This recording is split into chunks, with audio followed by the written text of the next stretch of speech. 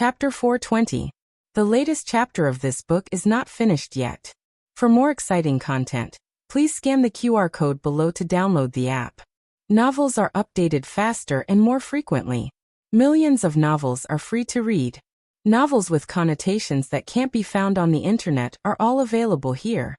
Since the other party chose Yuan Tang as the scapegoat, his life wouldn't be in danger for the time being. Before consort Rui, Wang appeared to testify. Gu Jiao left Rui Wang's residence. She sat in the medical center's carriage. She had just taken a few steps when the carriage was stopped. It was Yuan Tang. Yuan Tang came to the side of the carriage, lifted the curtain, and said to Gu Jiao, "I went back to the palace last night and thought about it all night. The more I thought about it, the more I felt that something was wrong.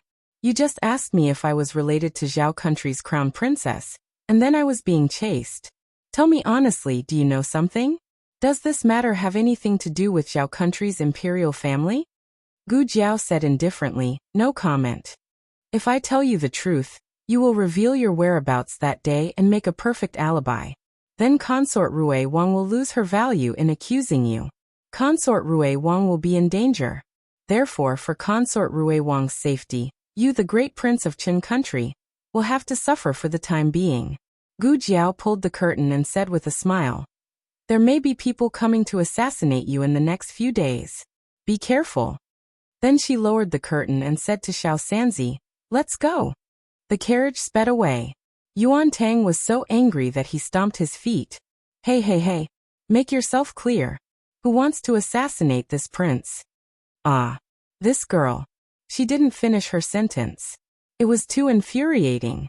Yuan Tang exploded and roared, "Girl, don't think you can stay out of this. If that person wants to kill me, won't he kill you? Do you think you can escape? You and this prince have been in cahoots for a long time." Gu Jiao didn't really want Yuan Tang to take the risk. The other party's first assassination attempt failed, and they couldn't figure out Yuan Tang's trump card, so they probably wouldn't make a second move so quickly. Before noon, Gu Jiao arrived at the Four Seas Manor. The gathering lasted for 3 days. The most important days were the first and second days. They would be back by the afternoon of the second day. As expected, they bumped into people from Huichun Hall at the Chamber of Commerce. This was a very important Chamber of Commerce, and all the big bosses had come. Gu Jiao then saw the rumored stepson of the Hu clan, second master Hu Hongtu. Just from his name, one could tell how much his parents expected of him. Back then, the second master had been pushed out by his family, so there was no hope for Hu Hongtu to have a deep brotherly relationship with him. Hu Hongtu looked at the second master with a smile, not concealing the contempt and disdain in his eyes. "Big brother is also here?" It seems that Big Brother secretly learned a lot when he was in the rejuvenation hall. These words were too harsh. What did he mean by the second master secretly learned a lot when he was in the rejuvenation hall? So the second master was an outsider, and the rejuvenation hall wasn't his father's business. Hu Hongtu might have forgotten that if it weren't for his appearance, the second master would be the first successor of the rejuvenation hall. Although the rejuvenation hall was a century-old pharmacy, the second master's mother had just married into the Hu clan when the Hu clan encountered an unforeseen event.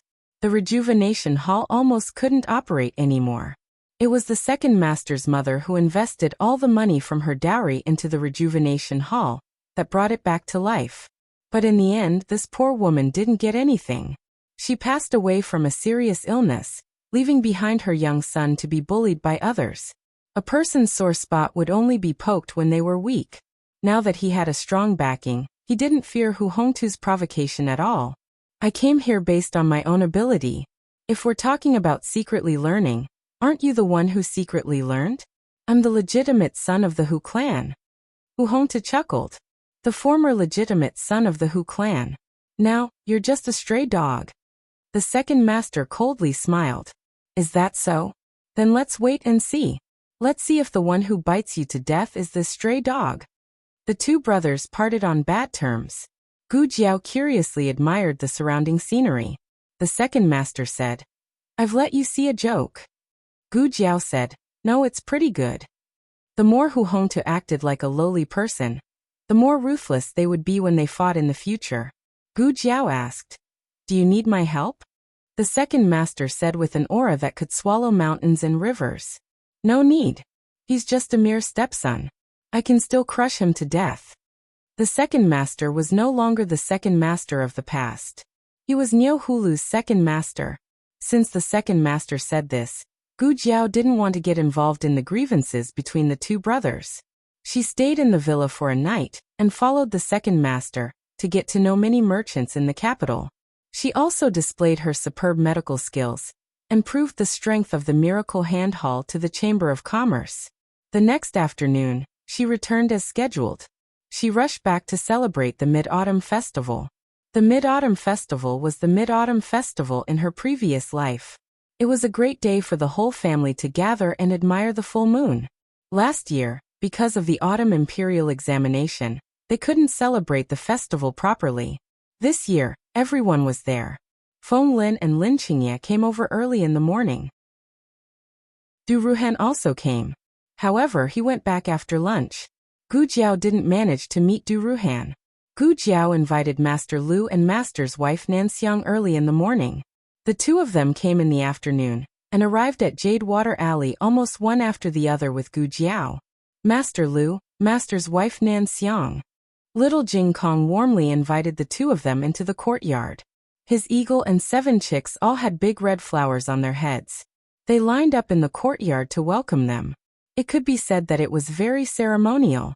Master's wife Nan liked this little guy to death. She smiled and said, "You're Jing Kong, right?" "Yes, Master's wife Nanxiang." Little Jing Kong said cutely. The two of them chatted happily. Little Jing Kong enthusiastically introduced his chicks to Master's wife Nanxiang. Of course, he didn't forget to introduce Gu Yan's puppy. "That's Xiaoba. He's a little timid." Xiaoba straightened his back. How was he timid? He was the bravest shepherd dog in the entire capital. Woof. The new big yellow dog of the Zhao family next door rushed in. Xiaoba lost his cool in a second. He hugged the dog's head with his paws and hid behind the flock of chickens. Master's wife Nanxiang liked this place very much. The smile in her eyes didn't disappear from the moment she entered the house. Master Lu felt very gratified when he saw Nanxiang like this. Little Jing Kong considerately introduced the small vegetable garden at home to Master's wife Nanxiang. He especially proudly told her that he watered the vegetables in the garden. Nanxiang was amused by the little guy who shook his head. She couldn't wait to steal him back immediately. With little Jing Kong's introduction, Nanxiang and Master Lu also got to know Feng Lin and Lin Qingye. Unexpectedly, the four of them got along very well. Except for Lin Qingye, who felt inferior and embarrassed because he stuttered. Nanxiang smiled. She didn't rush to comfort him. Instead, she took off her veil. Lin Qingye and Feng Lin were stunned. Then Lin Qingye blurted out a complete sentence. "It's okay. Actually, Master's wife Nanxiang, you're very beautiful." Feng Lin patted Lin Qingye on the shoulder. "Ah, Xiao Lin, you don't stutter anymore." Lin Qingye, I don't stutter." Oh, he still stuttered. However, with this interruption, the last trace of uneasiness in everyone's heart disappeared. No one would laugh at Lin Qingye's stuttering, and no one would laugh at Nanxiang's disfigured face. Xiao Lulang stepped into the courtyard at this time. He had just gone to Granny Zhou's small winery to get some wine. When Nanxiang came last time, only Gu Jiao was at home. Xiao Lulang had never seen Nanxiang, but he knew that Nanxiang and Master Lu would come, so he specially prepared the wine for them. "Lulang, you're back." Feng Lin waved at Xiao Lulang. Lin Qingye quickly got up and ran over to help Xiao Lulang carry the wine jar over. Feng Lin smiled and introduced, "Lulang, this is Master Lu, and this is Master's wife Nanxiang." Xiao Lulang, "No, you really don't treat yourself as an outsider." Feng Lin said to the couple, "Master Lu, Master's wife Nanxiang, he's Xiao Shuan's brother-in-law." Master Lu and Xiao Lulang greeted each other politely. Nanxiang's expression was a little strange. She kept staring at Xiao Liulang's face, which made Master Lu, who was beside her, feel embarrassed. He pulled Nanxiang's sleeve and whispered, "Why do you keep staring at him?" Nanxiang said in a daze, I seem to have seen him somewhere." Master Lu was amused. "How could you have seen him? He's Xiaoshuan's brother-in-law. He's from the county, and you've never been to the county. However, I heard that he looks very similar to the late young Duke of Xiaodu. Did you see the young Duke of Xiaodu when you entered the palace? Nan Xiang shook her head. No, not in the palace. Not in the capital either. Nan Xiang stared at Xiao Lulang without blinking, trying hard to recall where she had seen him. My book. My book is gone. Naughty. Little Jing Kong's cry came from the study. Little Jing Kong was good at everything, but he didn't know how to tidy up. She could always hear him looking for things all day long. Xiao Lulang didn't hear their whispered conversation. He only noticed that Nan Xiang kept staring at him, but as the host he couldn't say anything. Mistress Nan, Master Lu, please excuse me. He went to the study to help little Jing Kong look for things after saying goodbye. If he didn't help him find it, the little guy would be so mad that the whole family would be restless. This was the first lunar festival that they officially celebrated in the capital. The old chancellor personally cooked, and Nanny Fong and Yuya were his assistants. They cooked a table full of dishes that they were best at. Lamb scorpion spicy pot, hand-grabbed mutton, sweet and sour pork tenderloin, rock sugar pork knuckle, fried lotus root, cold tofu skin, Crucian carp and tofu soup, vegetarian 3 delicacies, hairy crab, and several seasonal vegetables.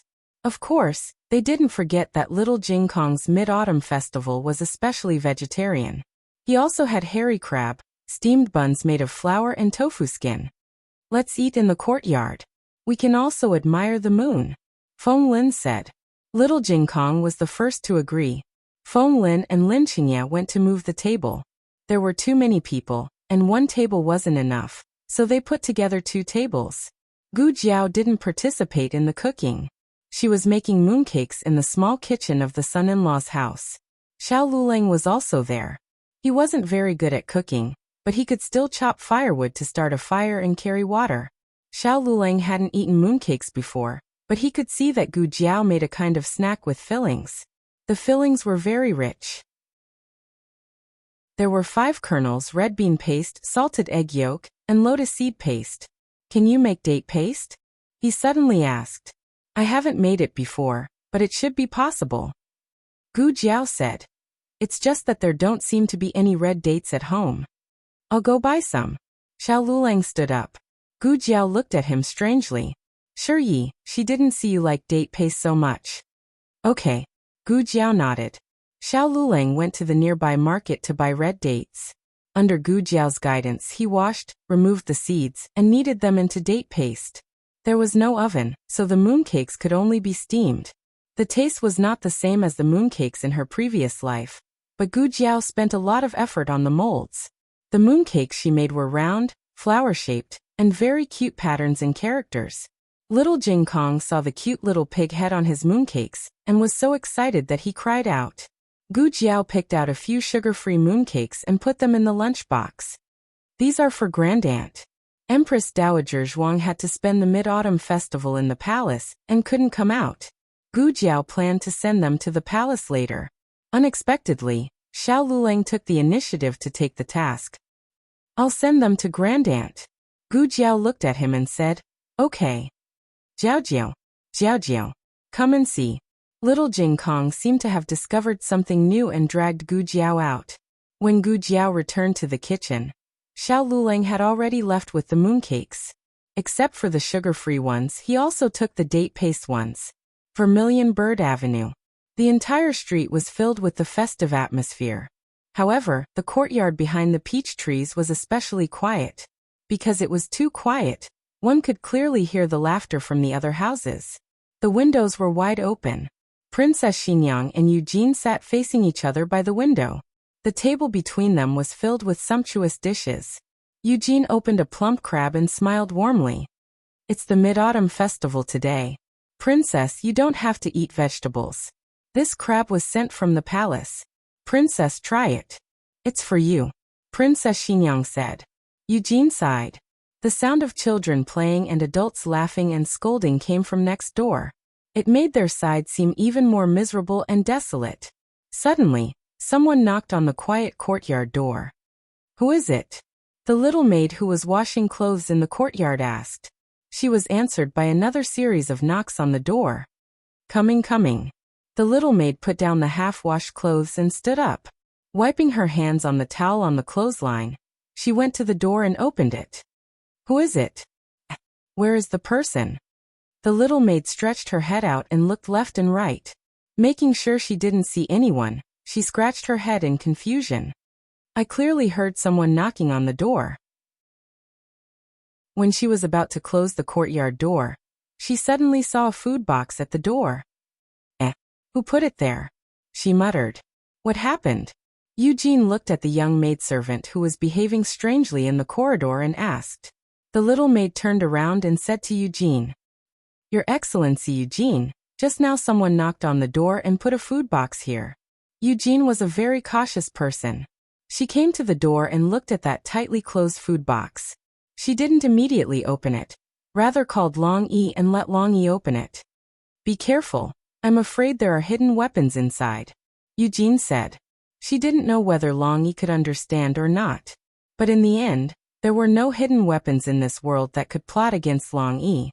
Long E opened the food box, and a rich jujube paste fragrance assailed his nostrils. Eugene was dumbfounded. She saw there were no hidden weapons inside the food box. It was clearly a novel and unique snack. Princess loved to eat jujube paste cakes. But almost no one knew. What's the matter? Princess Xinyang walked over with an indifferent expression. The little maid hurriedly bowed to pay her respect. Eugene took the food box from the bosom of Long E and handed it over to her. This I don't know who put it there. Princess Xianyang picked up a mooncake filled with jujube paste and stared at it for a long time. The little maid cautiously asked, Should I throw it away? Could it be someone poisoned it? The latest chapter of this book is not finished. For more wonderful content, please scan the QR code below to download the app. Novels are updated even faster. Millions of novels are free to read. Novels with connotations that can't be found on the internet are all available here. https://www.zhhbqg.com/89642_89642/110373465. HTML Genius will remember this site's address in 1 second. www.zhhbqg.com Bikuj mobile reading website. Chapter 421. Please scan the QR code below to download the app for more interesting content. The novel will be updated at a faster rate. Millions of novels will be read for free. There are all kinds of novels that can't be found online. Princess Xinyang didn't say that she would throw it away, but she didn't say that she wouldn't throw it away either. She turned around and went into the house as if she didn't care. Eugene looked at her cold and lonely back. After thinking for a while, she still carried the food box inside. When Xiao Lulang returned to Bishui Alley, little Jing Kong had just returned from the other end of the alley. He went to deliver mooncakes. Everyone took care of them, so Jiao Jiao also made mooncakes for the neighbors. Little Jing Kong was very happy after delivering the mooncakes. He was jumping up and down happily. At the door he bumped into his bad brother-in-law. He immediately put away his cheerful expression and became serious and stern. Where have you been? I couldn't find you just now. Xiao Lulang was annoyed and amused by his fatherly tone. I went to deliver mooncakes just like you. Oh. Little Jing Kong was obviously not satisfied with this unspecific answer. He asked, Where did you deliver the mooncakes? In the palace, Xiao Lulang said. For Grandaunt. There's more? Little Jing Kong put his hands behind his back and tilted his head to look at him. Xiao Lulang said, Why do you think there's more after what I said? Little Jing Kong snorted. I just think there's more. The little guy's intuition was terrifyingly powerful. Xiao Lulang composed himself and stroked his buzz cut. Let's go in. Is there more? Little Jing Kong asked. Why are you asking this? Xiao Lulang asked. Little Jing Kong puffed up his chest and said, I want to know who gave more mooncakes. Xiao Lulang made him laugh again. Why do you even want to compete with this? Childish. Little Jing Kong put his hands on his hips and stomped his feet. I'm not childish. At least I won't wet the bed when I'm as old as you. Xiao Lulang tapped his little head with a faint smile. Are you sure I'm the one who wet the bed and not you? Little Jing Kong brushed his hand away from his head. It's you, it's you, it's you. Ha ha. The little fellow stuck out her tongue, made a face at Xiao Lulang, and slipped into the house. Xiao Lulang chuckled. And you say you're not childish? The whole family had a lively meal in the courtyard and admired the moon. Feng Lin and Master Lu drank until they were high. The two of them had their arms around each other's shoulders, almost calling each other brothers on the spot, and becoming sworn brothers. Otherwise, Xiao Luolang's seniority would be a level lower. In the future, when he saw Feng Lin, he would not be able to address him as Feng Lin. He would have to address him as Martial Uncle Feng. Xiao Lulang promptly gave Feng Lin a piece of mooncake with 5-nut stuffing, preventing this sudden swearing of brotherhood. Feng Lin drank too much. Take care of him at night, Xiao Lulang said to Lin Qingye. Feng Lin was still living in Lin Qingye's house and paid a friendship rent every month. I will, Lin Qingye said. It was getting late. Lin Qingye helped Feng Lin, who was completely drunk, to get up and bid farewell. On the other side, Nan Xiang and Master Lu were also preparing to leave. Master Lu was drunk and muddle-headed. He patted Xiao Luolang's shoulder and said, Your master's wife said she saw you, he. Nan Xiang smiled and said to Xiao Lulang, He's drunk. Don't listen to him. It's okay. Xiao Lulang did not take it to heart. Gu Xiaoshan and Gu Yan helped the drunk Master Lu into the carriage. Gu Xiaoshan was worried that his master and mistress would go back like this. I'll go over and take care of my master tonight. He was worried that his master's wife would not be able to handle such a drunk man. Nan Xiang, who could handle 10 drunkards, smiled slightly. Okay. It was not bad to kidnap her son. Xiaoshan will go back with us. I'll send him to class tomorrow morning, Nan Xiang said to Gu Jiao and Xiao Lulang. The young couple had no objection. Little Jing Kong waved goodbye. Goodbye, Master Lu. Goodbye, Mistress Nan. Goodbye, Brother Feng Lin. Goodbye, Brother Qingye. The whole alley was filled with his small voice saying goodbye. The next day, there were no classes at the Imperial College. Gu Jiao took little Jing Kong to the Imperial Palace to visit her great-aunt. On the way, they went to the Minister of War's mansion to pick up Su Tangsong, who was also on holiday, and took him to the Imperial Palace. Qin Chuyu's identity as a prince had been exposed on a moonless and windy night. Now little Jing Kong and Su Tangsong both knew that he was the son of the Empress. In order to cover up his dishonest behavior, Qin Chuyu decisively changed the topic to little Jing Kong. The Empress Dowager is his great-aunt. He hid it for even longer than me. Little Jing Kong was admitted to the Imperial College first. At that time, he had already called the Empress Dowager his great-aunt. Qin Chuyu was a transfer student. When it came to the history of deception, little Jing Kong was indeed more experienced than Qin Chuyu. In fact, there was a difference between the nature of these two things. Qin Chuyu deliberately hid his identity, while little Jing Kong did not know his great-aunt's identity at all. However, little Jing Kong did not think about it. For the first time, little Jing Kong, who was a logical person, encountered a situation that he could not refute. Fortunately, Su Tangsong was a magnanimous person. After a while, he covered up this matter and said, Let's go play. The 3B** cheese of the Imperial College went to the ends of the earth and wreaked havoc in the Imperial Palace again. The autumn air was cool and the sun was bright. Gu Jiao and Empress Dowager Zhuang took the Phoenix carriage to the Imperial Garden to bask in the sun. Yesterday was the Mid-Autumn Festival. All the princes and princesses went to the Imperial Palace to celebrate the festival. Naturally, Princess Ning also came. Prince Ning's 2 young commandery princesses went to the Imperial Palace with her. The 2 young commandery princesses were both 2 years old, which was an adorable age. Noble consort Zhuang liked them, so she let the young commandery princesses stay in the Imperial Palace for the night. Today, Prince Ning and his wife went to the Imperial Palace to take the young commandery princesses home. The 2 young commandery princesses met the 3B** cheese of the Imperial College by chance, and went to play with them. Noble consort Zhuang and Prince Ning and his wife went to the Imperial Garden to wait for them. Unexpectedly, they met Empress Dowager Zhuang and Gu Jiao. Empress Dowager. Noble consort Zhuang stepped forward with a smile and bowed. She turned to look at Gu Jiao. Jiao Jiao is also here. After learning that Gu Jiao was favored, noble consort Zhuang changed the way she addressed Gu Jiao. Grandmother. Prince Ning and Empress Dowager Zhuang bowed and nodded to greet Gu Jiao. Dr. Gu. In comparison, the way he addressed her was much more normal. It was neither too warm nor too distant. It was mainly very natural. Gu Jiao also greeted him naturally. Your Highness Prince Ning. Later, Princess Ning and Empress Dowager Zhuang also greeted each other. Sit down. Empress Dowager Zhuang ordered, and the palace servants set up tables and chairs for them. Eunuch Qin said, Empress Dowager Miss Gu sit down. Noble consort Zhuang curled her lips.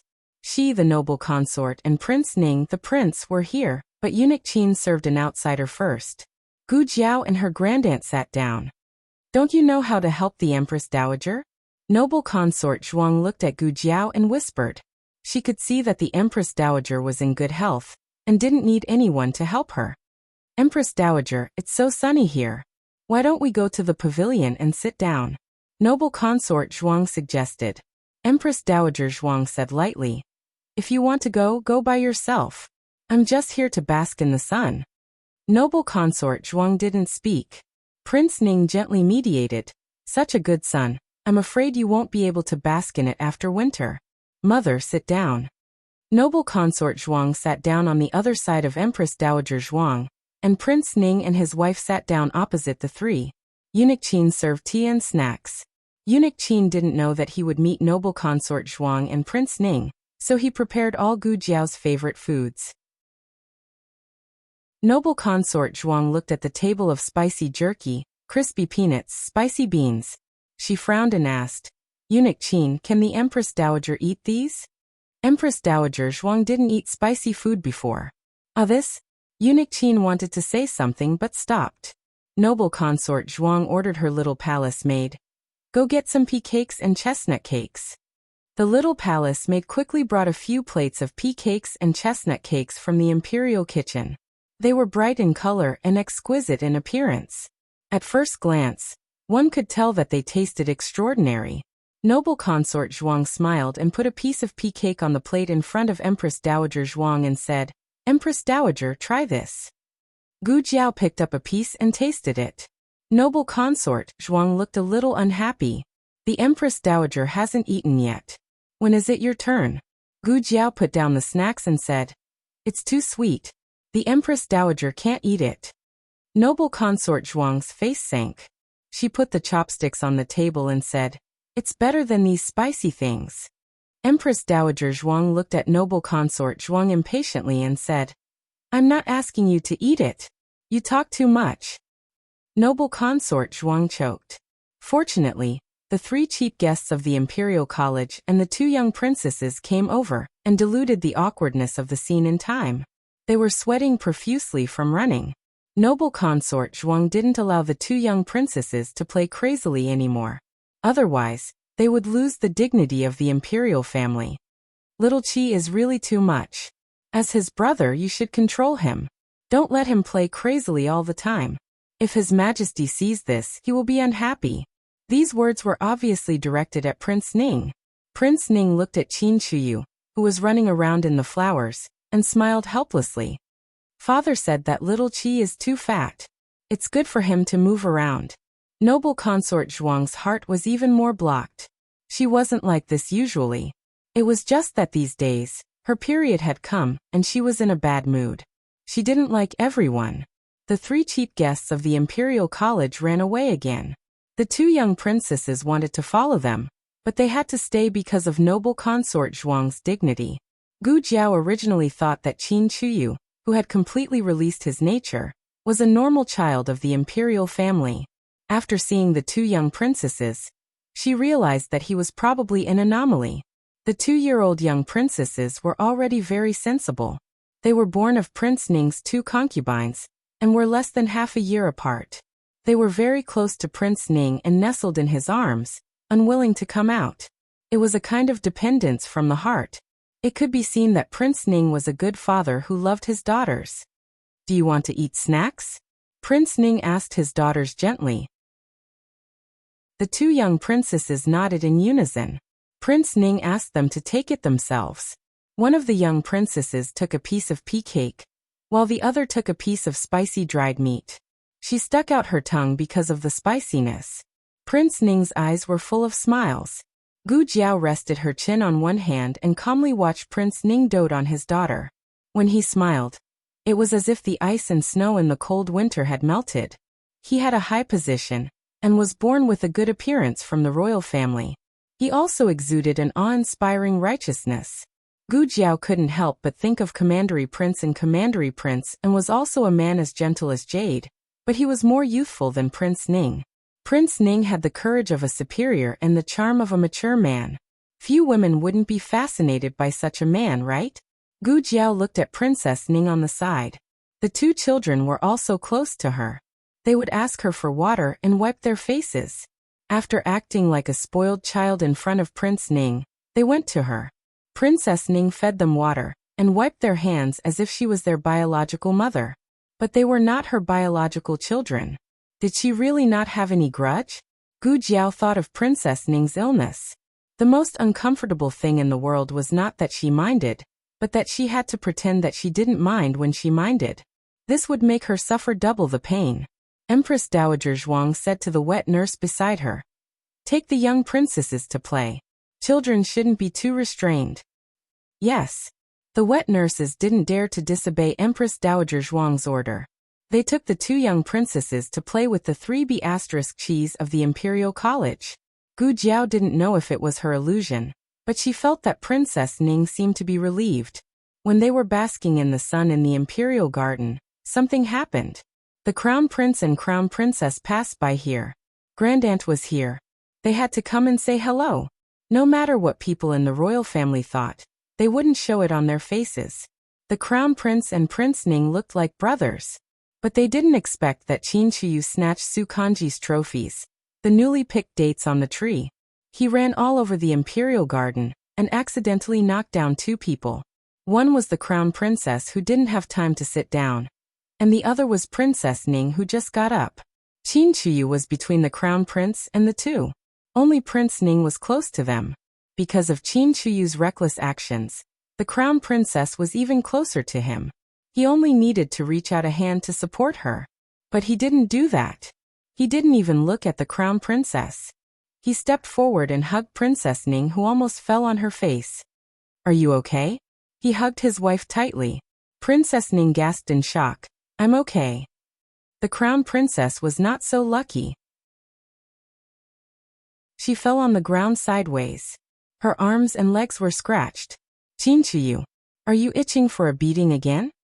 The Crown Prince's angry roar sounded in the Imperial Garden. Ah!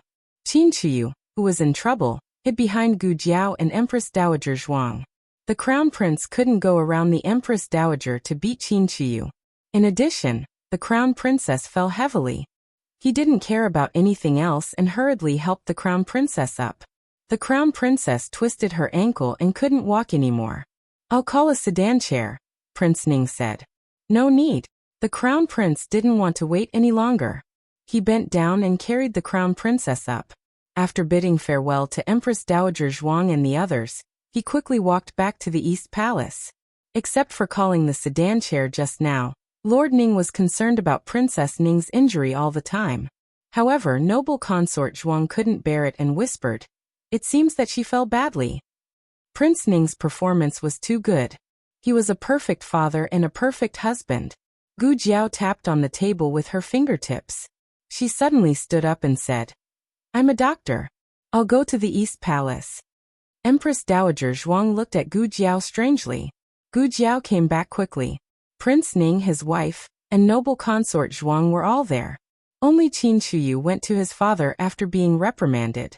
"Why are you back so soon? Is the Crown Princess seriously injured?" Noble consort Zhuang asked. "Ah, it seems that I went at the wrong time. The Crown Prince and the Crown Princess are."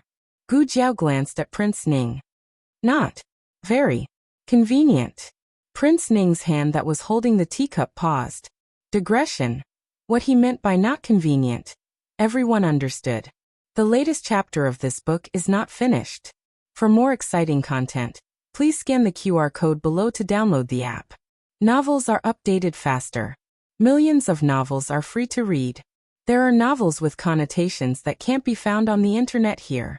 https://www.zhbqg.com/89642_8964226/110348799. HTML Genius remembered the website address in 1 second. www.zhbqg.com Bikaga mobile reading website. Chapter 422. The latest chapter of this book is not finished yet. For more exciting content, please scan the QR code below to download the app. Novels are updated faster. Millions of novels are free to read. Novels with connotations that can't be found online are all available here. Everyone was experienced, so how could they not understand what inconvenient meant? Noble consort Zhuang whispered. You fell like that and still. Empress Dowager Zhuang glared daggers at her, and noble consort Zhuang shut up. It was improper to act like this during the day, but the crown prince and the crown princess had been in love for a long time. Everyone in the 6 palaces knew that the crown prince only favored the crown princess, and even dealt with his concubines for her. Empress Xiao forced the crown prince to marry her, and almost broke the relationship between mother and son. The crown prince had tied his heart to Wen Linlang, and could not bear to leave her even a step. But then again, with Wen Linlang's talent and appearance, she was indeed worthy of the crown prince's favor. There was no woman more beautiful and attractive than her in the whole of Zhaogua, nor was there a more talented counselor than her. The crown prince had waited for her for so many years, but their wedding was less than 2 years old. It was common for them to be inseparable. But so what if he only favored her? She wasn't pregnant. Her son was still capable. Thinking of this, noble consort Zhuang smiled and patted the back of Princess Ning's hand. Take good care of your body and give birth to a son for Prince Ning next year. Princess Ning's face turned pale almost instantly. You have nothing to say, right? Empress Dowager Zhuang glared at noble consort Zhuang coldly, and said to Prince Ning and his wife, Okay, you two can go back. Don't come to the palace if you have nothing to do. Noble consort Zhuang curled her lips and was about to say something, but Empress Dowager Zhuang didn't give her a chance to speak. You two just take care of yourself. Noble consort Zhuang shut her mouth resentfully. After Prince Ning and his wife and noble consort Zhuang left, Empress Dowager Zhuang's ears finally quieted down. In fact, little Jing Kong was noisier than all of them combined, but that child was only noisy in her ears and not in her heart. Great-aunt, great-aunt, great-aunt. Look at the frogs I caught. What she wanted really came. Empress Dowager Zhuang just finished talking about little Jing Kong. The next second, this naughty child grabbed 2 toads and threw himself into Empress Dowager Zhuang's arms. The corners of Empress Dowager Zhuang's mouth twitched. What happened to not annoy her? Can you not slap my face so quickly? Gu Jiao accompanied Empress Dowager Zhuang back to Rinshou Palace. After enjoying the rare leisure, Empress Dowager Zhuang began to review the memorials. Gu Jiao also planned to leave. Before she left, Empress Dowager Zhuang suddenly stopped her. Lulang has no one in his heart. Some things are in the past. You don't have to take it to heart. Gu Jiao was confused by this sentence. Why did he suddenly mention Xiao Lulang? What did she take to heart about his past? After Gu Jiao left, Eunuch Qin brought hot water to Empress Dowager Zhuang to wipe her face. Seeing that Empress Dowager Zhuang had something on her mind, he couldn't help but ask, Empress Dowager, what's wrong with you today? Empress Dowager Zhuang said, Didn't you see what happened just now? Eunuch Qin asked, What are you talking about? Empress Dowager Zhuang glanced at him. The crown princess was injured. Jiao Jiao actually took the initiative to go to the East Palace to treat her. Does she have such a good temperament? Eunuch Qin thought. How can you talk about your own child like that? How is Miss Gu not good temperament? Well, speaking of which, Miss Gu is indeed a little black-hearted. It doesn't seem like she would take the initiative to treat people in the imperial palace. Eunuch Qin still didn't understand. What are you worried about? Empress Dowager Zhuang sighed. I'm worried that she already knows Liulang's identity. She cares that Lulang used to have a fiancé. Eunuch Qin's face was full of realization. That's impossible, right? Empress Dowager Zhuang snorted. Otherwise, why would she follow them to watch the fun? Eunuch Qin thought it was reasonable. That's true. Gu Jiao didn't know that her actions had aroused her great-aunt's suspicion. She was misunderstood by her great-aunt as jealousy. Well, she probably wouldn't have jealousy for the rest of her life. After leaving Renshou Palace, Gu Jiao didn't go to Little Jing Kong and Su Tangtang to take them home. Instead, she went to another place. Prince Ning and Princess Ning took the two young commandery princesses out of the imperial palace. The young commandery princesses had a special carriage.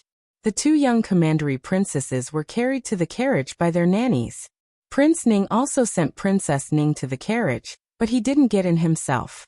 He stood by the window. Through the open window, he gently looked at Princess Ning, who looked a little tired. He said slowly, "You must be tired. You are not feeling well. You should take care of yourself in the mansion." "I didn't think about it." "It's not that." Princess Ning saw that he didn't get in, and guessed that he wouldn't go back. But she still asked, "Won't you go back?" Prince Ning smiled. Little Qi made a big trouble. He may be punished in the imperial study now. I have to go and see. I can't let father punish him badly. He had always been an elder brother who loved his younger brother. Besides, Little Qi was still young. There was no conflict of interest with him. It was reasonable that he loved Little Qi. Princess Ning looked at him without blinking. There was a trace of complexity in her eyes. "Do you really want to go?" Prince Ning was stunned. Then he showed a helpless smile under her heavy gaze. "You know the crown prince's temper. Although he and Little Qi have the same mother, Little Qi hurt you this time. I'm afraid he is also angry. He won't speak for Little Qi." Princess Ning squeezed the window tightly. "What if I don't let you go?" Prince Ning looked at her dotingly and helplessly. He said with a smile, "Suxin, don't make trouble." Princess Ning lowered her eyes. It seemed that she had given up her nonsense. She let go of the window tightly and said, "Okay." Prince Ning reached out and stroked her cold cheek. "Good girl. I'll go back soon. I'll watch the opera with you in the evening." Princess Ning loved the opera. In order to win his wife's favor, Prince Ning, who had never indulged in sensual pleasures, raised an opera troupe in the mansion. It could be seen that he loved her deeply. Princess Ning didn't ask him to stay. She gently removed the fork and put down the window of the carriage. In the East Palace, the crown princess leaned against the head of the bed. Her sleeves and dress lifted up high. The crown prince focused on applying the last wound medicine on her, and said as if relieved of a burden, "Okay, it's all done. Wait, don't move. Let me see if there are any other wounds." "No," Princess Ning said. "It doesn't hurt anywhere." Prince Ning said, "You may get bruised and swollen later if you don't feel pain at the time." The crown princess couldn't say anything, and allowed him to examine her carefully. When he finished, her face was completely red. He had originally lifted her clothes to help her apply medicine, but seeing her pitiful, flushed and embarrassed appearance, the crown prince felt his throat go hoarse. However, he wasn't a beast to want her when Lin Lang was injured. So Gu Jiao's inconvenience was just a literal inconvenience. Prince Ning was helping Princess Ning apply medicine and couldn't see guests. He didn't mean anything else. Gu Jiao didn't lie. But she couldn't be blamed if other people imagined it.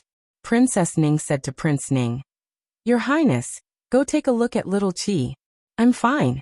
"Your Highness, don't be too angry at Little Qi. Remember to put in a good word for Little Qi in front of Imperial Father. His Majesty likes your brotherly love. Don't hurt your brotherly love for a woman." Prince Ning gritted his teeth and said, "I want to beat him up." Princess Ning smiled. "Listen to me, Your Highness." Prince Ning sighed. Okay. I understand. I'll listen to you." When Gu Jiao snuck into the Eastern Palace, Prince Ning had just left. It was still early, so it wasn't appropriate to hide on the roof. She would be easily discovered. Gu Jiao simply climbed over the back door and entered Princess Ning's small storeroom. This was Princess Ning's private storeroom. It was only a wall away from her bedroom. Because her window was wide open, she could see what was going on her side through the crack in the door. But Gu Jiao didn't expect that there would be another person in the storeroom. That person clearly didn't expect someone to come to the storeroom at this time. He had clearly calculated the timing. Forget it, I'll knock him out first. What a coincidence. Gu Jiao also thought the same. So the two of them attacked at the same time. They saw each other clearly and stopped at the same time. It's you.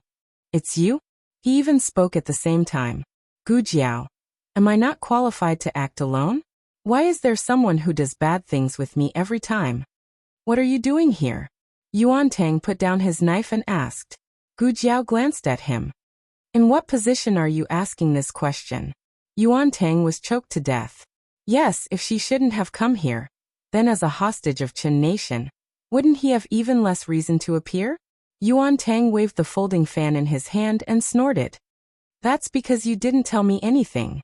I could only investigate on my own. I'm not stupid. You suspected that I had some shady dealings with Zhao Nation's Princess Ning, so I was attacked. As long as I keep an eye on her, I'll definitely find some clues. Gu Jiao grunted. You didn't forget to bring your brain when you went out today. Yuan Tang. Was it really good to choke him like this? Gu Jiao noticed that his fan had returned to normal. She didn't know if the punctured fan had been repaired or if he had gotten a new one. There was a mechanism in this fan that could be used as a weapon when necessary. Someone's coming. Gu Jiao suddenly said warily. Yuan Tang carefully sensed his surroundings. Sure enough, he heard a very slight movement above his head. Previously, he had thought that this girl's martial arts were inferior to his. However, after seeing this girl lose control and kill so many assassins, he didn't dare to underestimate her anymore. However, he was still very surprised. This girl's senses were too sharp. The two of them did their best to hold their breaths and minimize their presence. The two of them wanted to see what was going on in the Princess Ning's room, but there was only a crack in the door. Yuan Tang winked and squatted down. Gu Jiao pressed down on his neck and forced him to squat down. Yuan Tang was dumbfounded. I told you to squat down. Gu Jiao mouthed. No need to thank me. Yuan Tang. Forget it. A good man doesn't fight with a woman. Yuan Tang squatted down and gave Gu Jiao a high vantage point. The two of them stared intently at the movement on the other side. Since that person had used Qinggong to sneak in, it was probably inconvenient for him to reveal his whereabouts. The two of them looked at that window, a bit worried that the other person would close the window. Fortunately, the other person didn't seem to care about this. After all, this small window didn't face the courtyard, but only a cold storeroom. It was a tall and muscular man. His entire body exuded a noble aura. The moment they saw him, this man's body instantly gave off a suffocating and terrifying aura. It was different from Gu Jiao's terrifying aura when she lost control. Yuan Tang thought that this man seemed to carry an evil, domineering, and possessive aura. Yuan Tang only saw the back of this person. For a moment, he couldn't guess who the other person was, much less his intentions. He tried to see something from Gu Jiao's expression. In the end, when he looked up, he only saw a small chin that seemed to be mocking him. The man came to the bedside. The Crown Prince consort had already rested and was lying on her side on the soft bed. Her hair was black and shiny like satin. She didn't wear any makeup, and her eyes were lightly closed. However, it still couldn't hide her beautiful face. Suddenly, the man sat down on the bedside. Yuan Tang was shocked. The Crown Prince consort had fallen asleep and didn't notice that someone had come into the room. But very quickly, she felt a cool hand moving up and down her face and hair. She thought that the Crown Prince had returned and muttered in a daze, "Your Highness, don't make a fuss. This concubine wants to rest." She thought that she had said the last sentence, but unexpectedly, she had only said it in her dream. The man's hand that had been gently caressing her hair and face suddenly grabbed her neck. Yuan Tang was a hostage of the state of Qin, and could be considered to have weathered many storms. However, he almost couldn't help but cry out in shock. What exactly was going on? He thought that this was the Crown Prince consort's trusted expert, but he offended his superior and touched the Crown Prince consort. He thought that this was the Crown Prince consort's lover, but he seemed to want to kill the Crown Prince consort. How great was the enmity and resentment! Gu Jiao's expression was very calm. and her breathing was very relaxed. Yuan Tang's mouth twitched. His temperament couldn't compare to a teenage girl's. Inside the room, the Crown Prince consort was finally woken up. When she saw a familiar face when she woke up, she almost trembled for no reason. What? Scared? The man's half-smiling voice sounded in the empty bedchamber, carrying a hint of ruthlessness and mockery. Yuan Tang felt his heart turn cold. This voice was both familiar and unfamiliar. It seemed like he had heard this voice before, but that person's voice shouldn't be so ruthless. Yuan Tang suddenly felt like he was splitting up. Gu Jiao didn't mind the commotion, and her eyes were actually shining. Yuan Tang, are you serious? The man increased the force of his hand, and the Crown Prince consort's face turned red. She used a lot of strength to squeeze out the words from her throat. This is the Eastern Palace. Do you want to die? The man's tone was playful and ruthless. It's you who wants to die, Wen Linlang, it's you who wants to die. I don't understand what you are saying. The Crown Prince consort was almost unable to breathe. The man didn't have the slightest intention of being soft-hearted. I warned you not to get too close to other men. The Crown Prince consort looked at him coldly. He is the Crown Prince and I am the Crown Prince consort. Isn't your words laughable? The man said coldly. At least don't do it in front of me. After saying that, he promptly pulled back his hand before the Crown Prince consort fainted, harshly pulling her back onto the cold bed. The Crown Prince consort suddenly couldn't breathe, and she lay on the edge of the bed, panting heavily. The man's icy fingertips tapped her chest. Wen Linlang, remember this. You provoked me first, so this place can only belong to me. If you dare to have feelings for another man, I will kill him. The Crown Prince consort sneered. He is the Crown Prince. Kill him if you have the ability. The man sneered. You think I don't dare? As if thinking of something, the Crown Prince consort's expression froze, and she turned her face away. Digression. Alright, I already guessed who it is. The latest chapter of this book isn't finished yet. For more exciting content, please scan the QR code below to download the app. Novels are updated at a faster rate. Millions of novels are free to read. Novels with connotations that can't be found online are all available here. https://www.zhbqg.com/89642_896428266/110324076. HTML Genius memorized this website's address in 1 second. www.zhbqg.com Biku Pavilion's mobile reading website. Chapter 423. The latest chapter of this book is not finished yet. For more exciting content, please scan the QR code below to download the app. Novels are updated faster. Millions of novels are free to read. Novels with content that can't be found on the internet are all available here. The man looked at her hand that was grabbing the corner of her clothes and sneered. What? You want to slap me again? Then you'd better use more force this time. Don't leave a palm print like last time. The Crown Prince came out of the imperial study with a pale face. He didn't look where he was going and almost bumped into someone. He was about to lose his temper when he found that it was King Ning. He couldn't tell what he was feeling and greeted him sullenly. Brother. King Ning smiled and said, What's wrong? You don't look happy. Did Imperial Father reprimand you or Little Seven? The Crown Prince said bitterly. Father said that I didn't teach Little Chi well. What does that have to do with me? Who knows where that little fatty got the courage to run around the palace?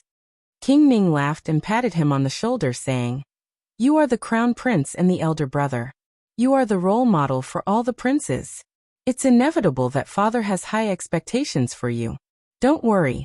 Father is just saying. He won't really blame you. As for Little Chi, he is at a naughty age.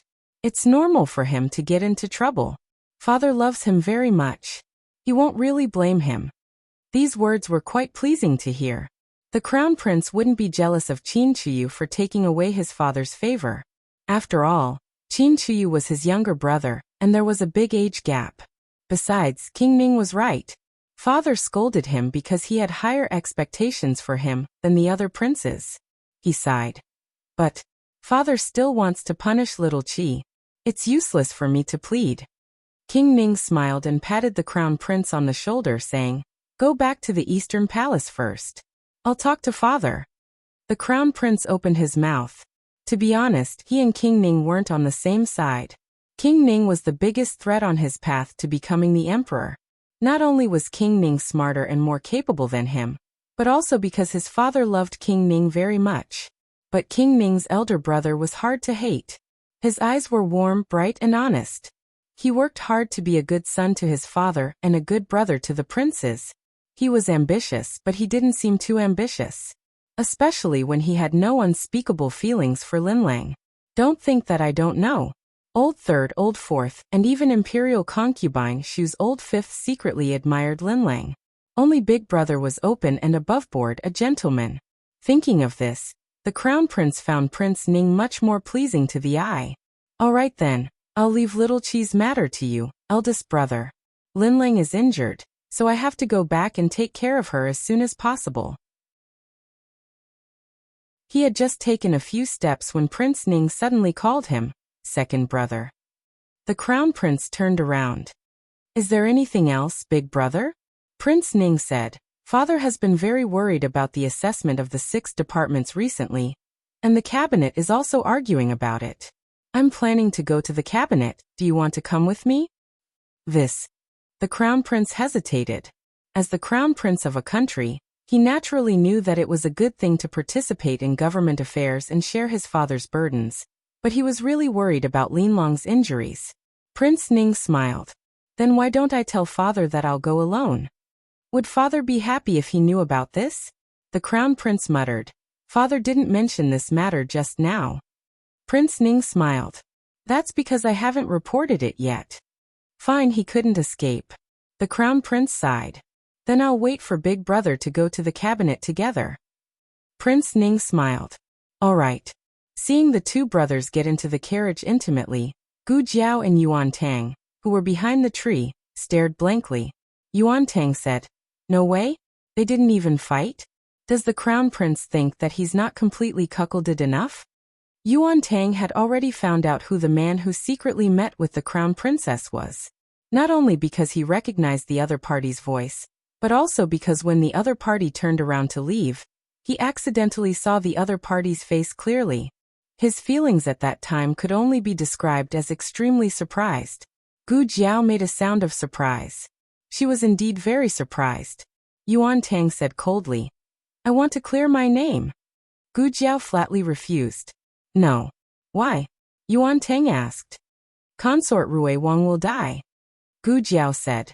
"She's the only person who can see you secretly meet with the Crown Princess. She's an important witness. Once you're cleared of the crime, Prince Ning won't keep her alive. You can't talk about morality with people like Prince Ning. Don't expect him to care about brotherhood." Yuan Tang snorted. "Do I have to be a scapegoat for the rest of my life?" Gu Jiao rolled her eyes. "How about you go and kill him?" Yuan Tang's mouth twitched fiercely. "Was he a watermelon? If I say I'll kill him, then I'll kill him. Also, this is your Zhao country's territory. If I assassinate your Zhao country's eldest son, how many heads do I have to chop off?" As if seeing his complaint, Gu Jiao spread her hands. "Didn't you even assassinate the emperor?" Yuan Tang clenched his fists. "That was just for show. How would I dare to kill your emperor? Do I want to die?" Gu Jiao squinted at him. "Is there any difference between colluding with the enemy's old concubine and seeking death?" Yuan Tang choked. Thinking of something, Yuan Tang smiled. "How about you tell your Empress Dowager? Doesn't Empress Dowager Zhuang trust you very much? She won't not believe what you say, right?" Gu Jiao was silent. After a while she said faintly, "Is her trust in me a reason for me to stab her in the heart with a knife?" Yuan Tang choked again. He forgot that Prince Ning's blood was the same as Empress Dowager Zhuang's. Prince Ning could betray many people, but he never betrayed Empress Dowager Zhuang. His filial piety to Empress Dowager Zhuang came from the bottom of his heart. Yuan Tang looked at Gu Jiao deeply. "So, what are your plans? I need to know whether we will be enemies or friends in the future." No wonder Yuan Tang asked this. Even Yuan Tang could see that Prince Ning would not hurt Gu Jiao. It was impossible for Prince Ning not to know that Gu Jiao had guessed the truth. He never wanted to kill Gu Jiao from the beginning. Yuan Tang thought of several reasons. First, Gu Jiao was Empress Dowager Zhuang's sweetheart. If he hurt Gu Jiao, Empress Dowager Zhuang would not let it go. Second, Prince Ning also needed Gu Jiao to treat Princess Ning's illness. Of course, this was based on the premise that Prince Ning had feelings for Princess Ning. Third, and the most important, Gu Jiao was an outsider. She didn't care about the War of the Princes at all. Even if Prince Ning made the Crown Prince a cuckold, what did it have to do with Gu Jiao? Since Prince Ning would not kill her, there was no need for her to be his enemy, right? Gu Jiao said lightly, I only do what I think is necessary. Yuan Tang was confused. What do you mean? Are you going to be Prince Ning's enemy or not? Gu Jiao looked at him. In fact, I should ask you this. Yuan Tang was stunned. What? Gu Jiao said calmly. If Prince Ning finds that it is not easy to assassinate you, he simply gives you up and turns to think of other ways. Then, do you still want to be his enemy? Yuan Tang opened his mouth. Gu Jiao said. It has nothing to do with me whether I am his enemy or not. I never need any friends, and I am not afraid of having more opponents. This girl's words were heart-wrenching. So he still didn't understand what this girl meant. Gu Jiao was right. After Prince Ning found that Yuan Tang was a tough nut to crack, he did not make any further moves on Yuan Tang for the time being. Although this matter was not made public, it was not easy to shut Rui Wang and his wife's mouths. Prince Ning had two better choices. One was to put on another show and let consort Rui Wang discover the real man in the rockery. This man would be at Prince Ning's disposal, and he could just find a scapegoat to take the blame. However, this required the cooperation of the Crown Princess.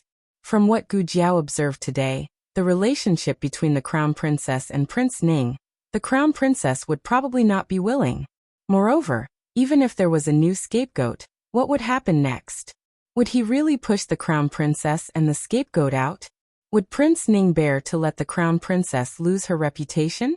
The second choice was to kill consort Rui Wang. Consort Rui Wang was an eyewitness, and so was Gu Jiao. However, Gu Jiao did not care about this matter. Unlike consort Rui Wang, who had a grudge against the Crown Princess, she would not easily let go of this opportunity to see the Crown Princess lose her reputation. Miss Gu, are we going back to the medical center? Xiao Sanzi asked in the carriage. Let's go to Prince Ning's mansion. Gu Jiao said. Okay. Xiao Sanzi drove the carriage to Prince Ning's mansion. Princess Ning met Gu Jiao in her courtyard. She had someone serve her tea. Dr. Gu, are you here for a follow-up visit today? I remember that the follow-up visit is in 3 days. In other words, she could tell that Gu Jiao did not visit her for no reason. Gu Jiao did not mince her words and said directly, Princess, can I trust you? Princess Ning's hand that was holding the teacup paused. Prince Ning and the Crown Prince were busy in the cabinet until late at night. When they returned to the mansion, it was already late at night. Princess Ning sat in the pavilion drinking tea. Prince Ning pressed between his eyebrows and walked over. A servant opened the curtain for him, and he found that consort Rui Wang was also there. He was slightly stunned, but soon his expression returned to normal. He smiled gently and said, Sushin, I'm back. Third sister-in-law is also here. Eldest brother. Hearing his voice, consort Rui Wang turned to look. She stood up and bowed with a smile. Sister-in-law said that she was very bored, so I moved here for a few days to accompany her. Eldest brother, you don't mind, right? Of course not. I'm very happy to have you with Sushin. Prince Ning said with a smile. He came to the other side of Princess Ning and sat down next to her. He said, Sorry, there were too many things to do in the cabinet today. I didn't come back to watch the show with you. Princess Ning poured him a cup of flower tea. It's okay. Third sister-in-law watched it with me. Prince Ning smiled and glanced at the two of them. Which match did you watch? Was it good? Rui Wang Fei nodded like she was pounding garlic. It's Worshipping Moon Pavilion. It's so wonderful, I cried from watching it. Prince Ning smiled and looked at consort Ning lovingly. Then did Sushin cry? Consort Ning asked back. Your Highness, do you want me to cry? Prince Ning was stunned again. Then he held one of her hands and asked, Of course not. I promised Sushin that I wouldn't let you cry in my life. Consort Ning took her hand out of his palm and pushed the flower tea to him. Your Highness, have some tea. Okay. They sat in the pavilion for a while. Then Prince Ning said, It's late. I'll take you back to rest. They got up and walked out of the pavilion. But the moment they walked down the steps, Consort Rui Wang suddenly screamed and leaned forward. Ning Wang was separated from her by Ning Wang Fei. Even if he wanted to act, he couldn't. Ning Wang Fei grabbed Rui Wang Fei and pulled her back, stabilizing her body. Consort Ning lost her balance and rolled down the steps. Sushin. Sister-in-law. Consort Ning had a terrible fall. Her left arm was dislocated. After the doctor fixed her arm, he wrapped a cloth around her and asked her to rest in bed. Consort Rui Wang was so sad that she cried. I don't know what happened. I suddenly slipped. Consort Ning asked Consort Rui Wang not to think too much and to go back to her room to rest. Prince Ning stayed to feed Consort Ning medicine. Consort Ning didn't drink the medicine. Instead, she stared at him. Your Highness, why do you think third sister-in-law slipped? Did she step on something? Prince Ning paused. Consort Ning continued. I asked people to clean up the pavilion. Who put something that shouldn't be there? Her eyes made Prince Ning frown. How do I know? After saying that, Prince Ning realized that his tone was not good enough. He took a deep breath and said, If Sushin wants to know, I'll ask people to find out. Consort Ning twitched her lips. Your Highness, you'd better find out. Of course, Prince Ning found out. This kind of thing was not difficult for him. But the result of his investigation almost made his expression crack on the spot. It was Consort Ning who asked us to smear some lard on the steps. The servant was so scared that he couldn't speak clearly. God knew why Consort Ning, who had always been gentle and virtuous, suddenly wanted to smear lard on Consort Rui Wang. But she had failed to harm Rui Wang Fei and hurt herself. Prince Ning clenched his fists. Get out. Go and get the flogging yourself. Yes. The servant hurried out. He was afraid that Prince Ning would change his mind and ask for his head if he was a little slower. Although Consort Ning was hurt, her sleep was not affected. She slept until dawn. Consort Rui Wang had been up for a while. She went to Consort Ning's room. Prince Ning also came.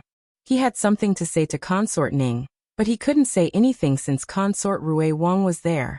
He took a deep look at Consort Ning and went to the cabinet to deal with official business.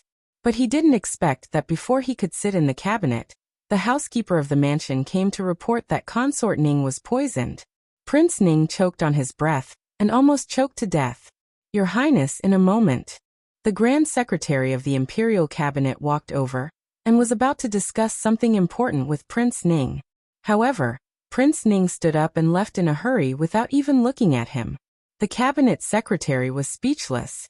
When Prince Ning entered the room, Consort Ning was sitting on the bed and drinking medicine.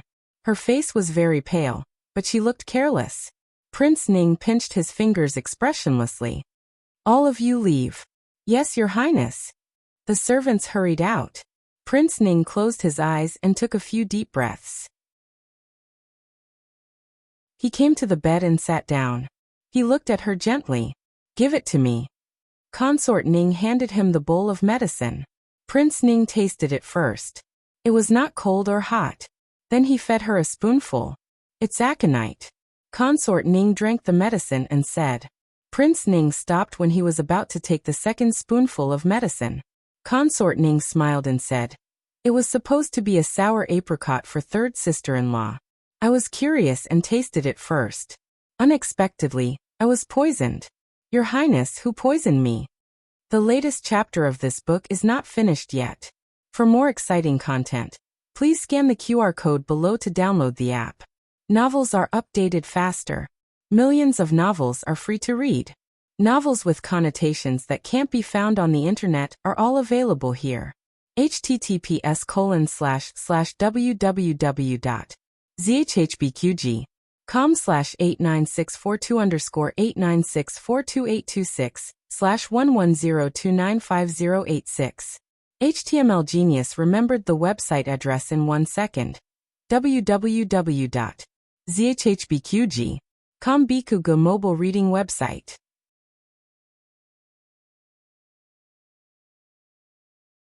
Chapter 424.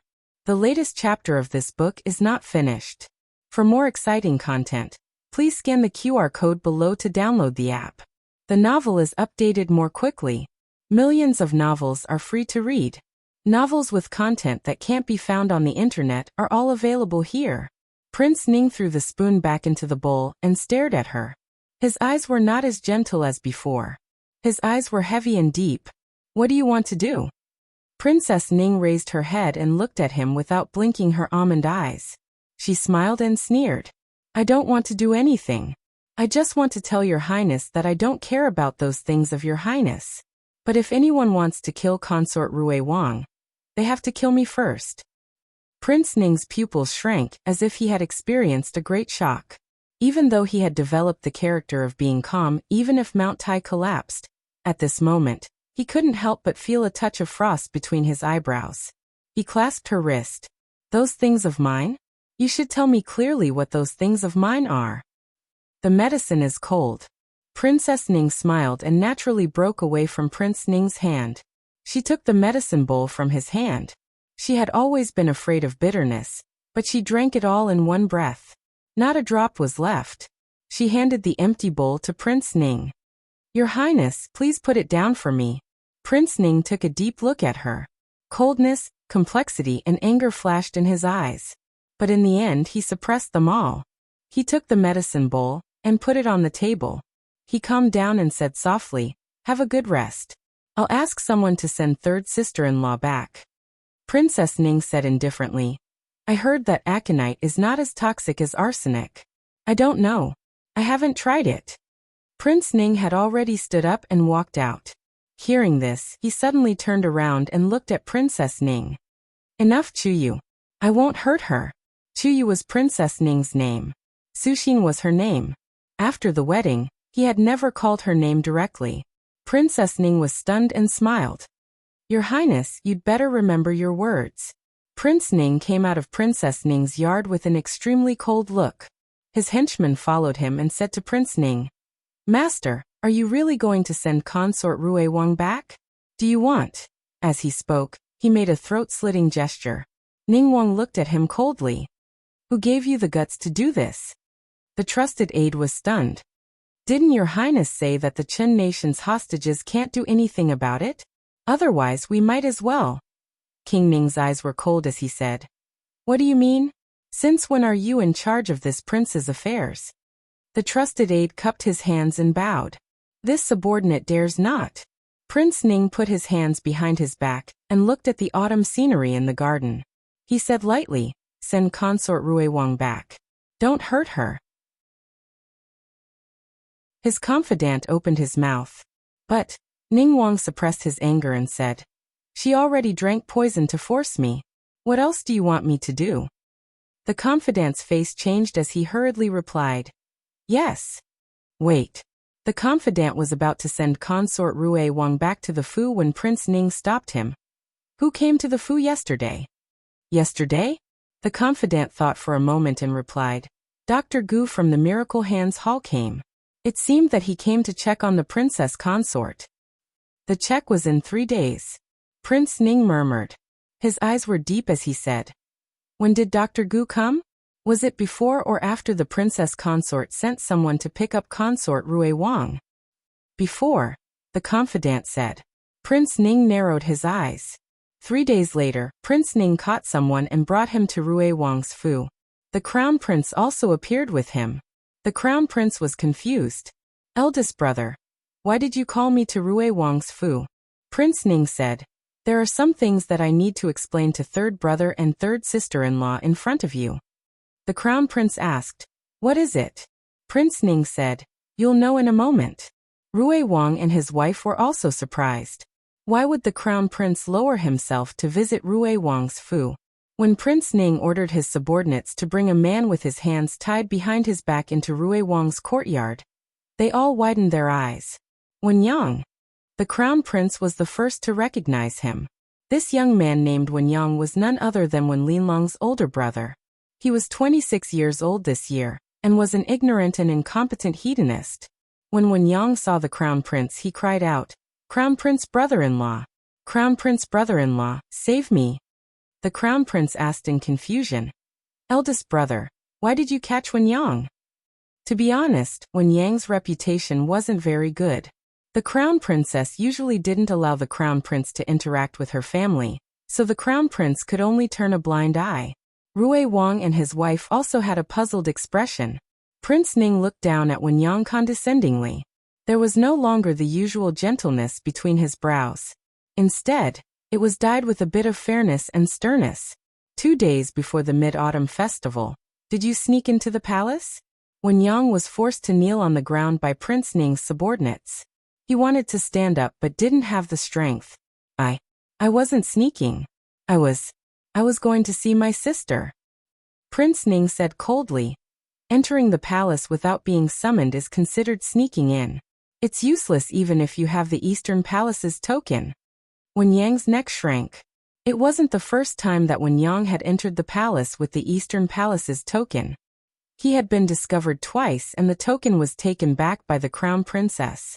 However, the crown princess's mother still had an urgent Eastern Palace token. The crown prince thought that it was probably this unfilial son who stole Madame Wen's token. Prince Ning continued to interrogate Wen Yang. Did you injure Chunying that day? Did you threaten the crown princess? The crown prince was slightly stunned. However, consort Rui Wang's expression suddenly changed. What? It's him? The crown prince. What? It's him? Prince Ning nodded. That's right.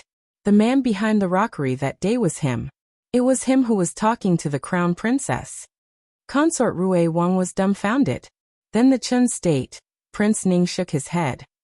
The hostage of the Chun state was just a misunderstanding. I've already investigated. He wasn't in the palace at all on the day of the incident. Someone saw him going to a shop on East Street to buy dried fish. The crown prince said suspiciously, "What are you guys talking about? I don't understand." Prince Ning looked at him and said, "It's like this. That day in the palace, third sister-in-law heard that the crown princess was being threatened. The crown princess slapped that person. Coincidentally, there was a palm print on the Chun state hostage's face."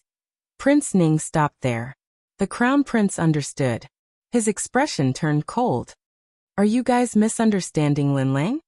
Consort Rui Wang's eyes flashed. Prince Ning quickly mediated. "How could we misunderstand third sister-in-law? Did second brother forget that the Chun state assassins tried to assassinate imperial father? The Chun state is ambitious. We're just worried that the Chun state hostage will hurt the crown princess." "Ah yes, that's right." Rui Wang quickly chimed in. They couldn't really say that they suspected the crown princess of having a lover outside. Moreover, from the current evidence, the crown princess seemed to be wrongly accused.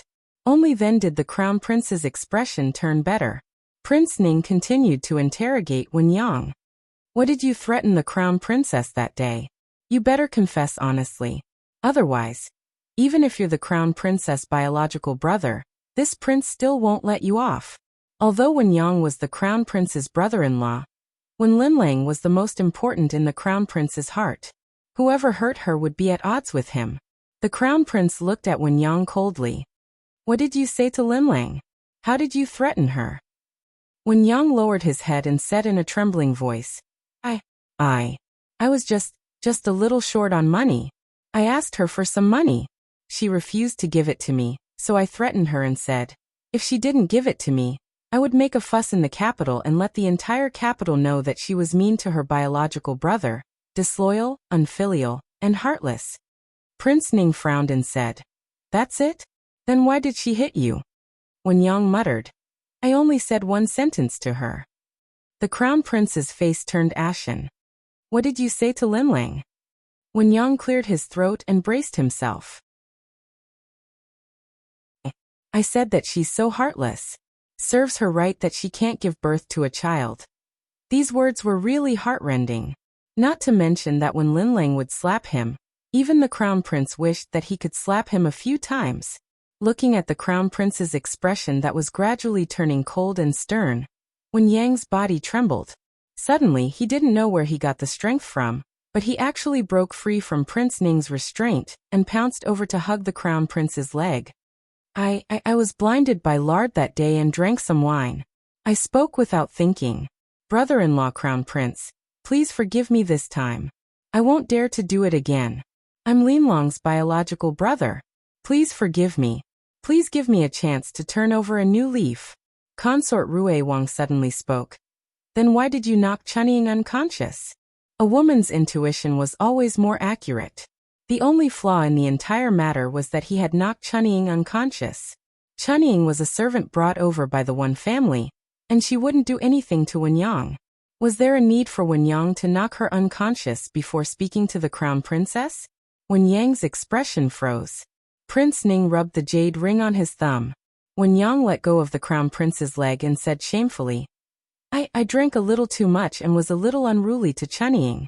That girl didn't listen to me. So I hit her. I didn't expect her to faint. The Crown Prince was unable to restrain his anger.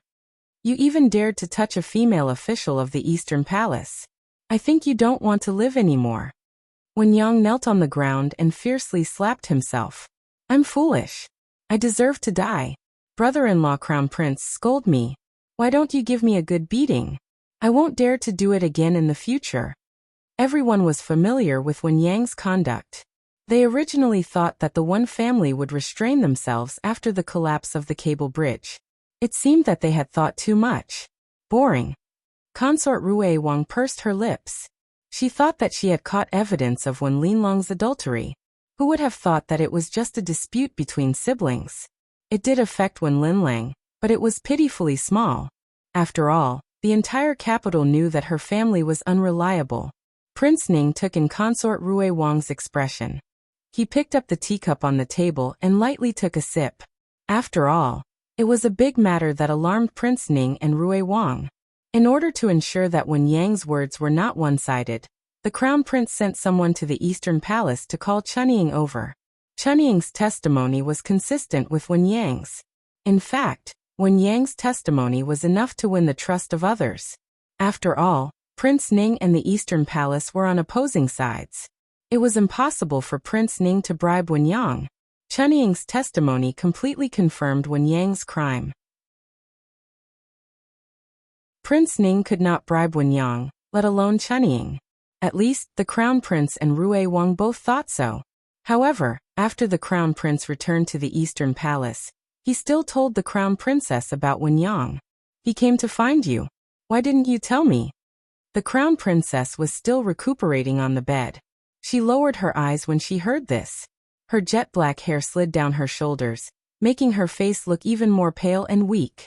Your Highness, the Crown Princess said in a low voice. How do you want me to speak about this? It's already embarrassing for me to have such an elder brother. If I were to speak about this, would I embarrass your Highness? The Crown Prince was embarrassed. I didn't mean it that way. In a restaurant in the capital, Wen Yang poured a cup of wine for Prince Ning and said with a smile, Your eldest Highness, my acting today was not bad, right? Two of Prince Ning's trusted Imperial Guards stood behind him. Beside the Imperial Guards was Chunying, who had a tense expression. Prince Ning glanced at Wen Yang with a smile, and hooked his finger at the two Imperial Guards. The two of them carried a small chest from another room, and placed it on the table. When they opened it, it was filled with gold. Wen Yang's eyes widened. This is really for me? Prince Ning smiled. Isn't young Master Wen a little tight on money? Consider this as my thanks to you. No need to be so polite. Wen Yang smiled as he took the chest into his arms. He picked up a gold bar and bit it. Really? Real gold. Wen Yang smiled even more brilliantly. Your eldest Highness, you're such a good person. You're much better than my stingy brother-in-law. If my sister had married you back then. Halfway through his words, he remembered that Wen Linlang could not marry back then. His sister had been engaged to the young duke since she was young. Before the young duke passed away, Prince Ning had already married the Chu family's daughter. With his sister's looks, it was impossible for her to be a concubine. Moreover, the crown princess was not bad. Wen Yang said, "When my sister becomes the empress in the future, I will be the imperial uncle. I will definitely repay your eldest highness well."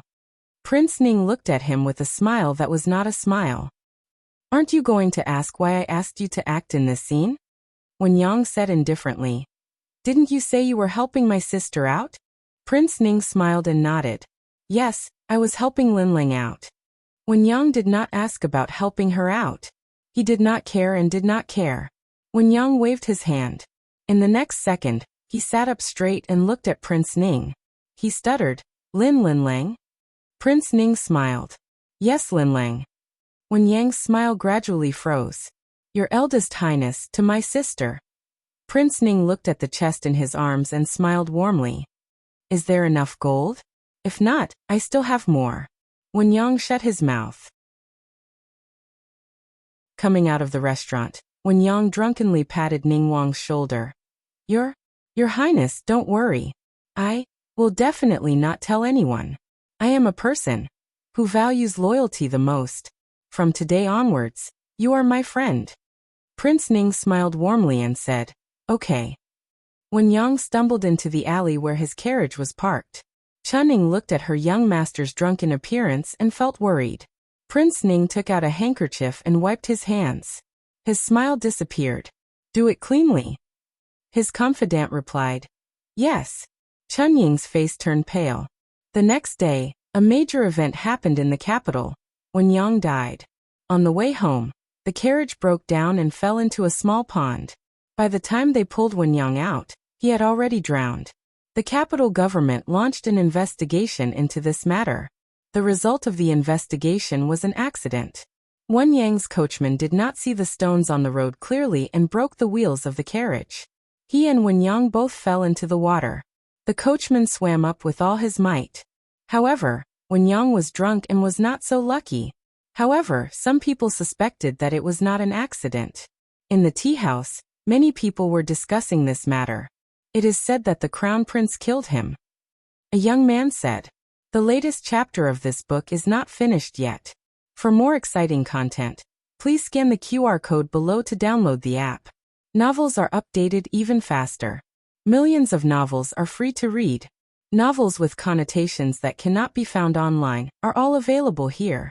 https://www.zhhbqg.com/89642_8964286/110267397. HTML Genius memorized this website's address in 1 second. www.zhhbqg.com Biku Pavilion mobile reading website.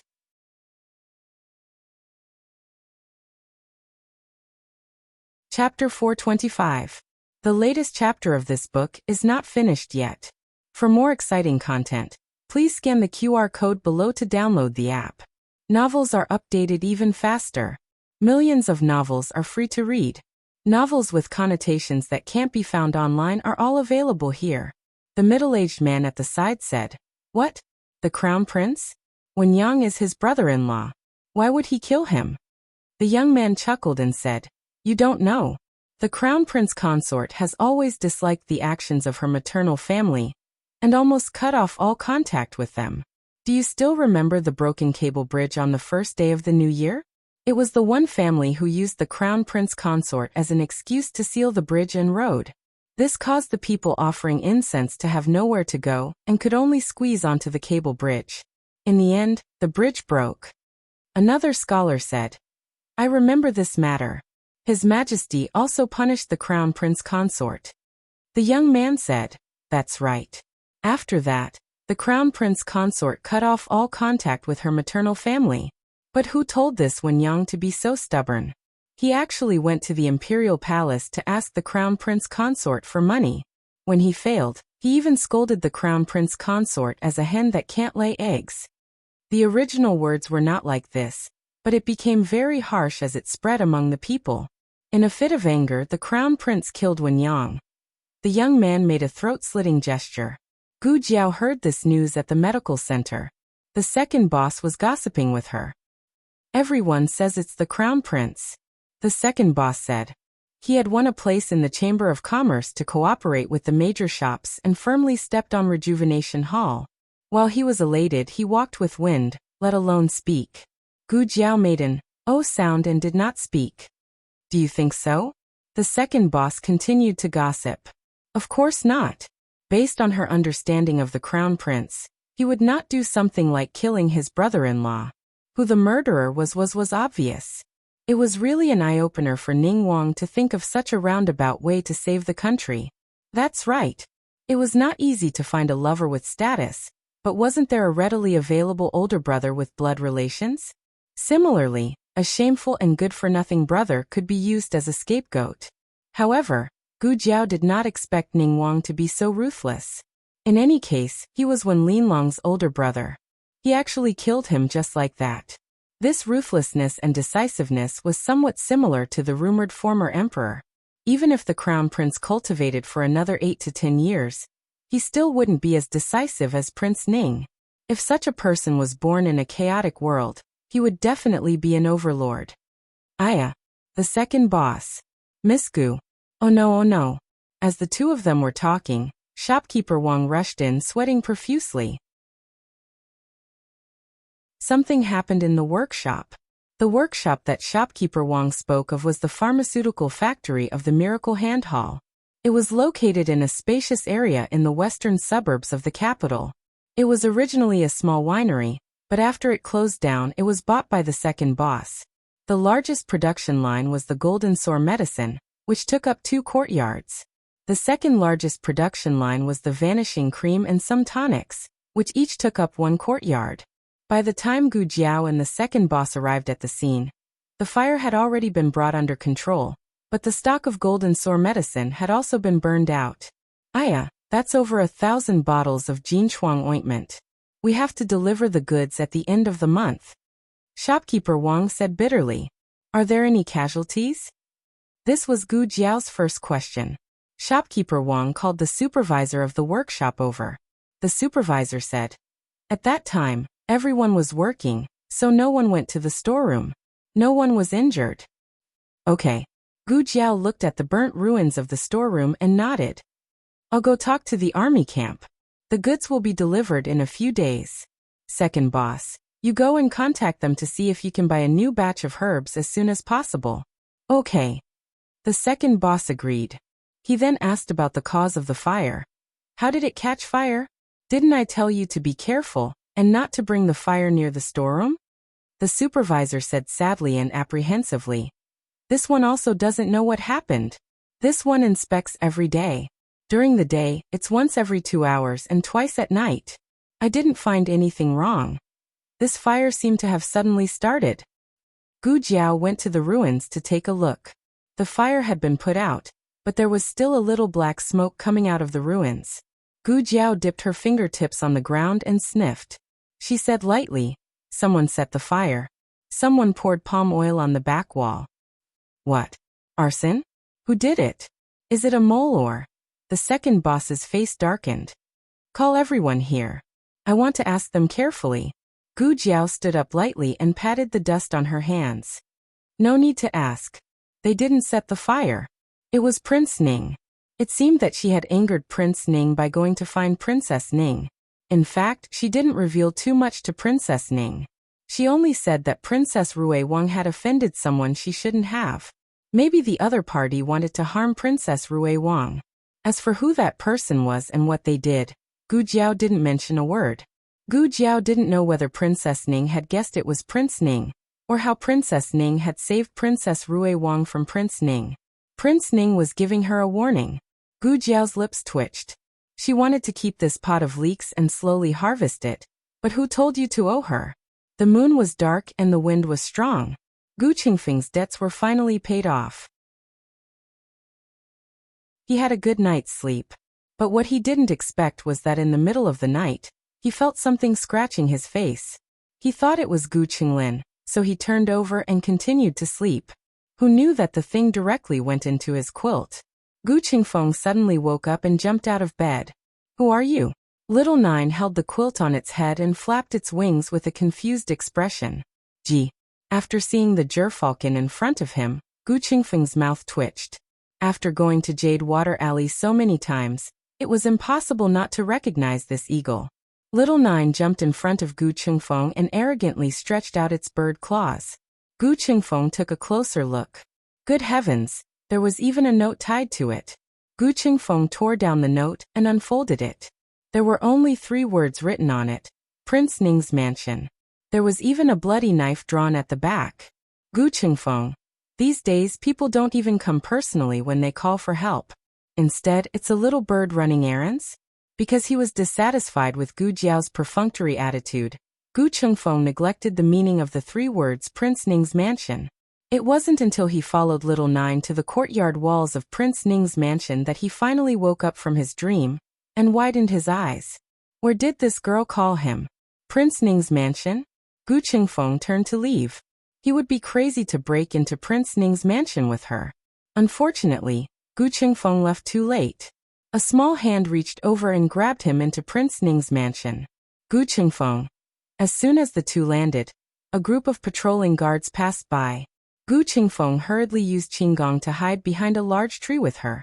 When the guards were far away, Gu Qingfeng angrily looked at Gu Jiao. What's going on this time?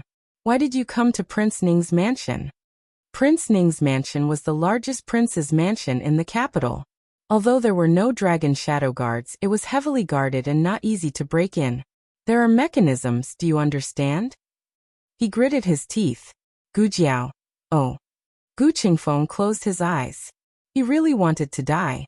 After a while he finally calmed down. You still haven't answered my question. Why did you come to Prince Ning's mansion? Gu Jiao said righteously. To rob. Gu Qingfeng coldly looked at her dark clothes. Are you sure it's not a robbery? Gu Jiao said. More or less. How did Prince Ning offend you? Gu Qingfeng knew this girl too well. She usually didn't steal for money. Gu Jiao. Quickly find out where the gold is hidden in Prince Ning's mansion. Gu Qingfeng. Is it really good to slap his face so quickly? Prince Ning was a very rich prince.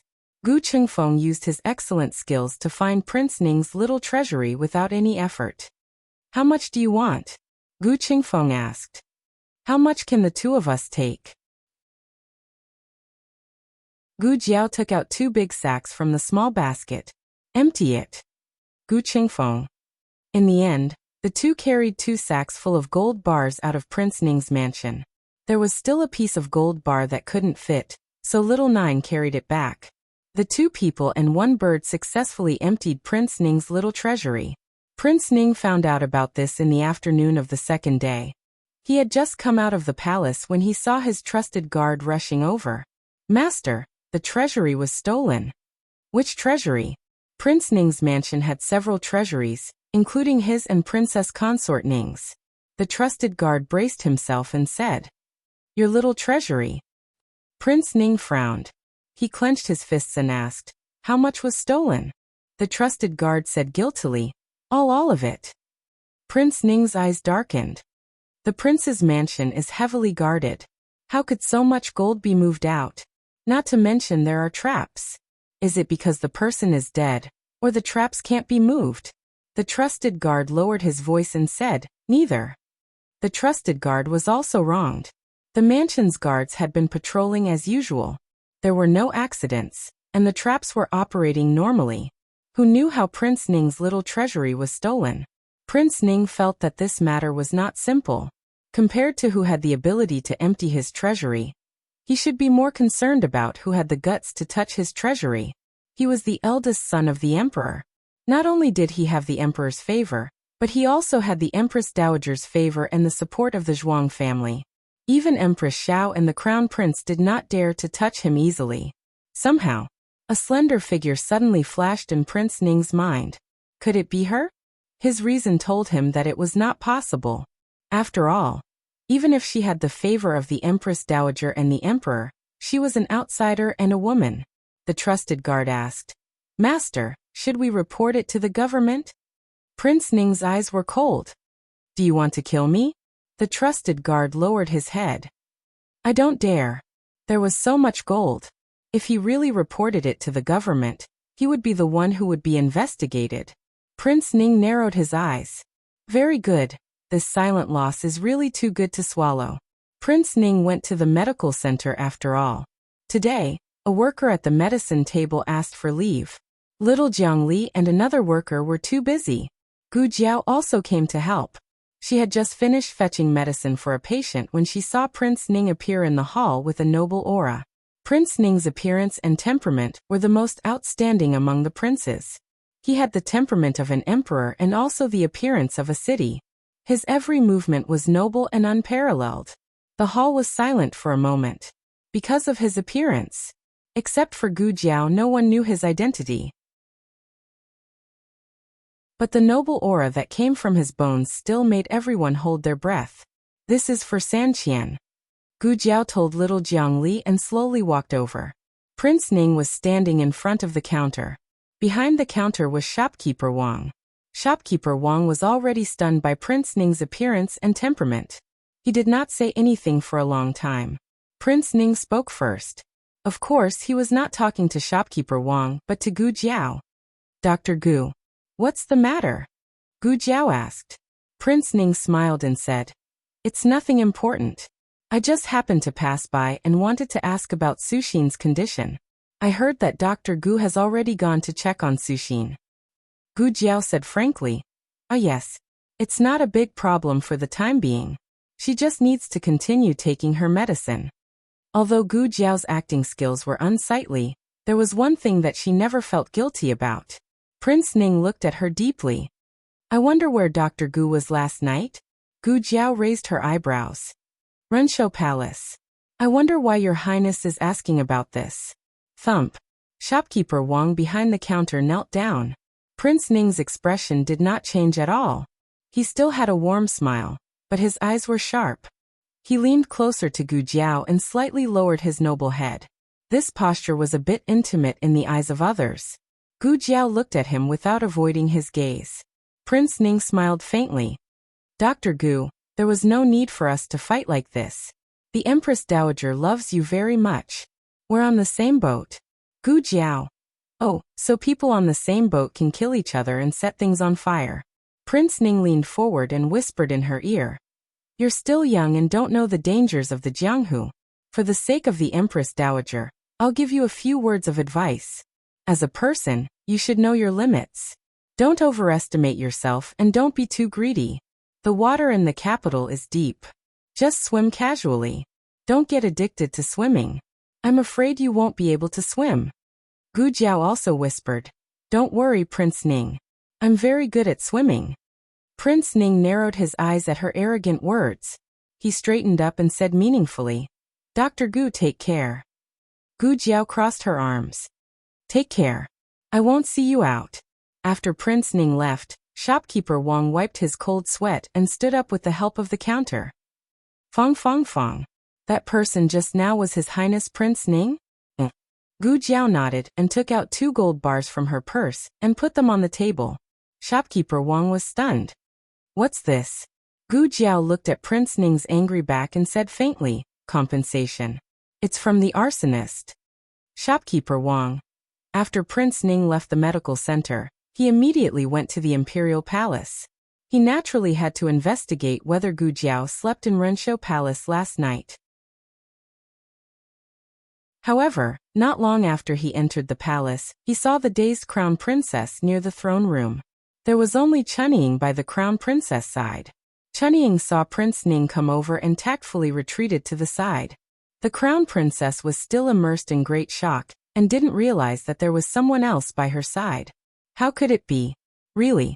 Why? She looked in the direction of the throne room and grabbed Chunying's hand while speaking incoherently. When she felt the man's touch through her fingertips and palm, she turned her head with a start and quickly pulled her hand back. At this time, there was no one nearby. Moreover, she was standing behind a large tree. Her field of vision was very well hidden. Prince Ning approached her without any misgivings. His broad chest was practically pressed against her slightly trembling back. What did you see that caused you to lose your composure? The crown princess turned her face away and avoided his presence. She seemed to have a bit of vengeance and anger. Ahing has returned. Prince Ning frowned. What did you say? The crown princess faintly turned around and looked at him with a mocking expression. Ahing has returned. The Xiaoheng that you killed has returned. The newest chapter of this book is not finished yet. For more exciting content, please scan the QR code below to download the app.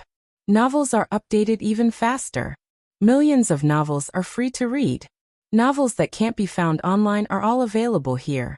https://www.zhbqg.com/89642_8964226/11024130. HTML Genius memorized this website's address in 1 second. www.zhbqg.com Biku Pavilion's mobile reading website.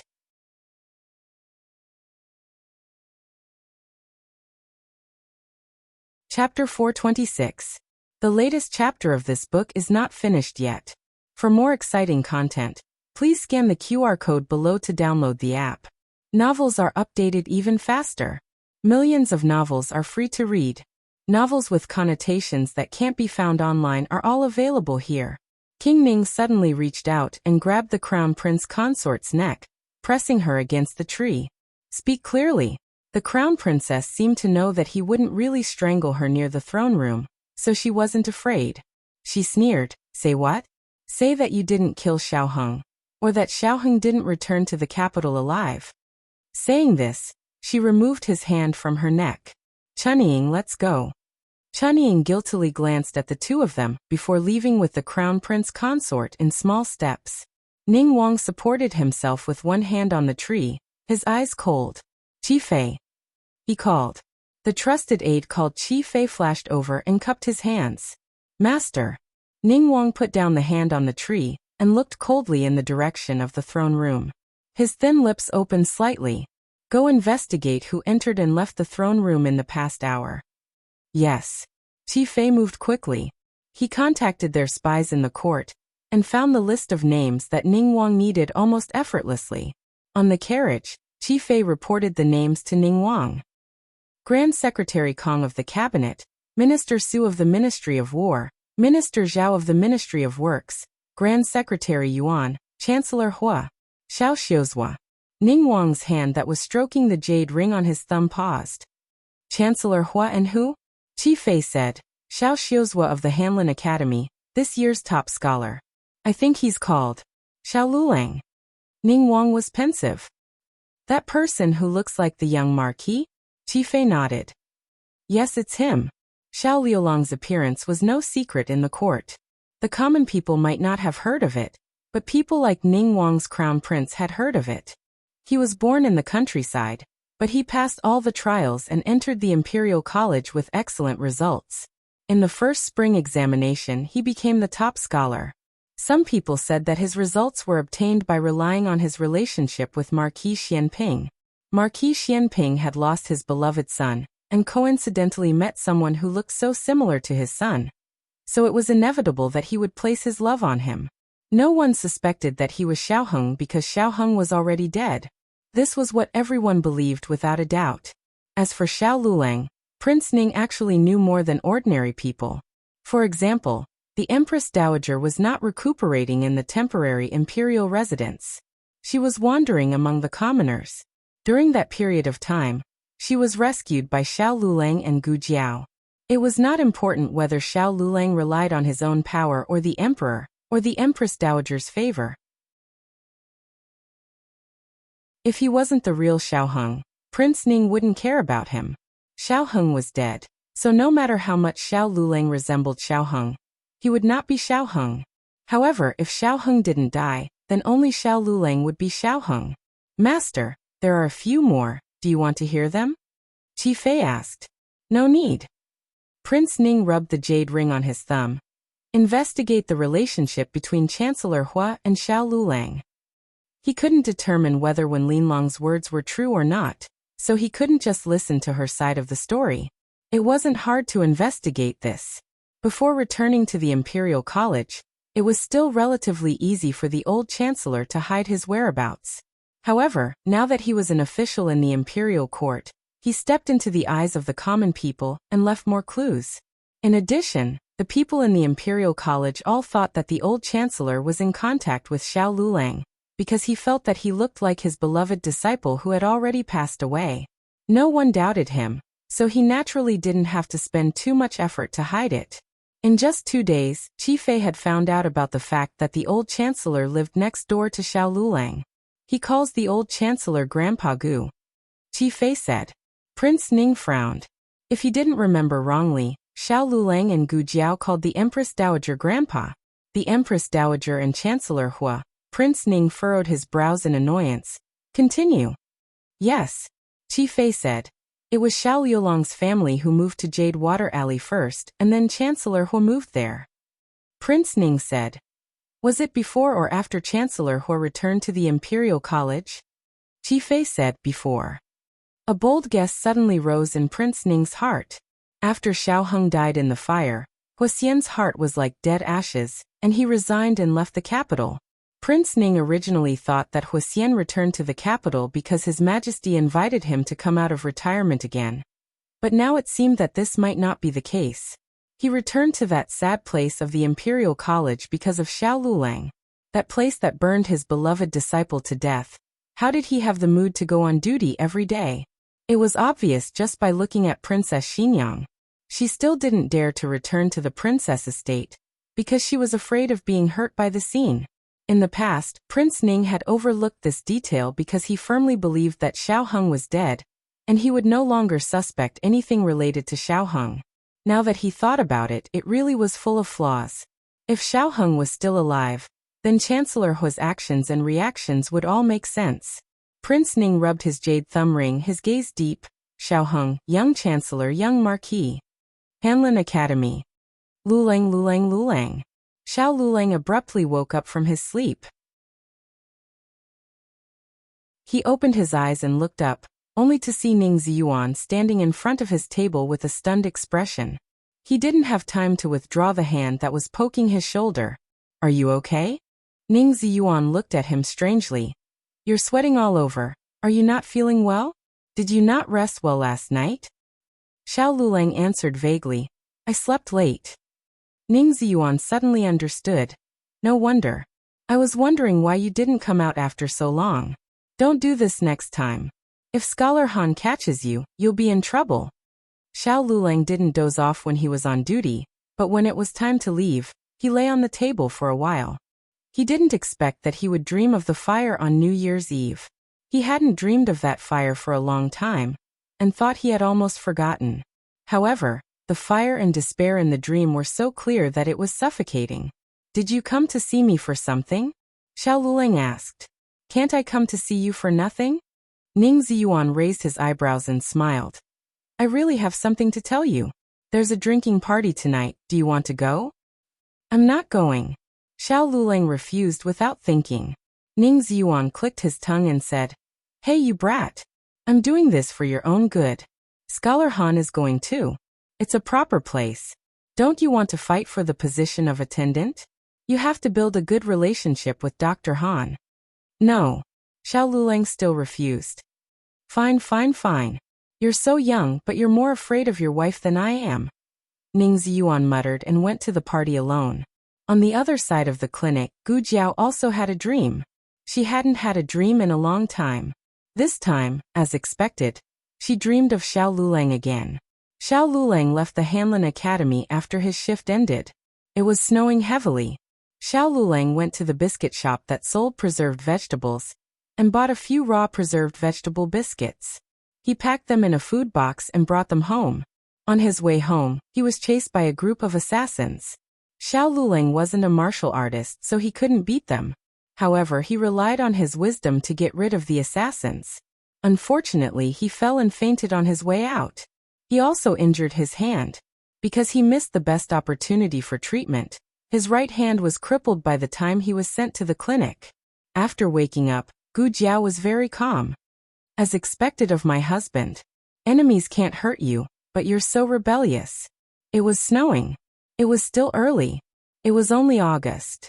However, she remembered the faces of the assassins. Each of them had an emblem on their swords. They seemed to be from some underworld organization. Gu Jiao knew that Xiao Luleng hadn't offended anyone from the underworld. So, there was only one possibility. He had hired someone to kill him. Gu Jiao decided to find Gu Chengfeng and ask him which underworld organization the emblem belonged to.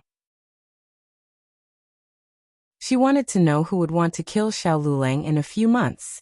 Xiao Luleng left the Hanlin Academy and went to a nearby biscuit shop. I want a few preserved vegetable biscuits. Can you make them raw? They were so hot that they were soft and didn't have the same crispy texture. Okay. There are only 6 left. How many do you want? Give them all to me. The owner wrapped the biscuit dough in bamboo leaves and put it in Xiao Liulong's food box. Xiao Luleng paid and took the food box home. When he was halfway home, Xiao Luleng faintly felt that someone was following him. He paused and looked back at the street behind him. The endless flow of people didn't seem to be strange, but the feeling of being watched became more obvious. Xiao Luleng entered the ready-made clothing store from last time. After about the time it took to burn a stick of incense, he came out. A few sneaky figures followed him silently. When he passed through a secluded area, they suddenly rushed forward and pulled him to the ground. "What are you doing?" he shouted. The few of them took a closer look and frowned. This man with a cane and wearing the uniform of the Hanlin Academy wasn't the one they were watching. That guy had slipped out of his shell. "You!" An assassin drew his sword in anger. Another person stopped him. "Don't complicate matters. If someone suddenly died here, the officials would be alerted and it would be even more inconvenient for them to move." Xiao Luleng gave the waiter some silver and asked him to pretend to be him. He changed into a set of clothes from the shop and walked out through the back door. He could still walk without a cane, but limping was not as convenient as when he had a cane. When he passed by a rouge shop, he accidentally fell down. His right hand knocked against the lame opening of the shop's steps, making a long gash. Blood flowed all over the floor. He didn't care about his injury and pain. He quickly got up and continued to walk forward. "Brother-in-law." A 15-year-old girl in pink ran out of the rouge shop. Her clothes weren't gorgeous, but they were very delicate and pretty.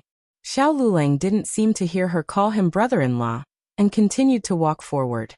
Yao Xian lifted her skirt and chased after him with small steps.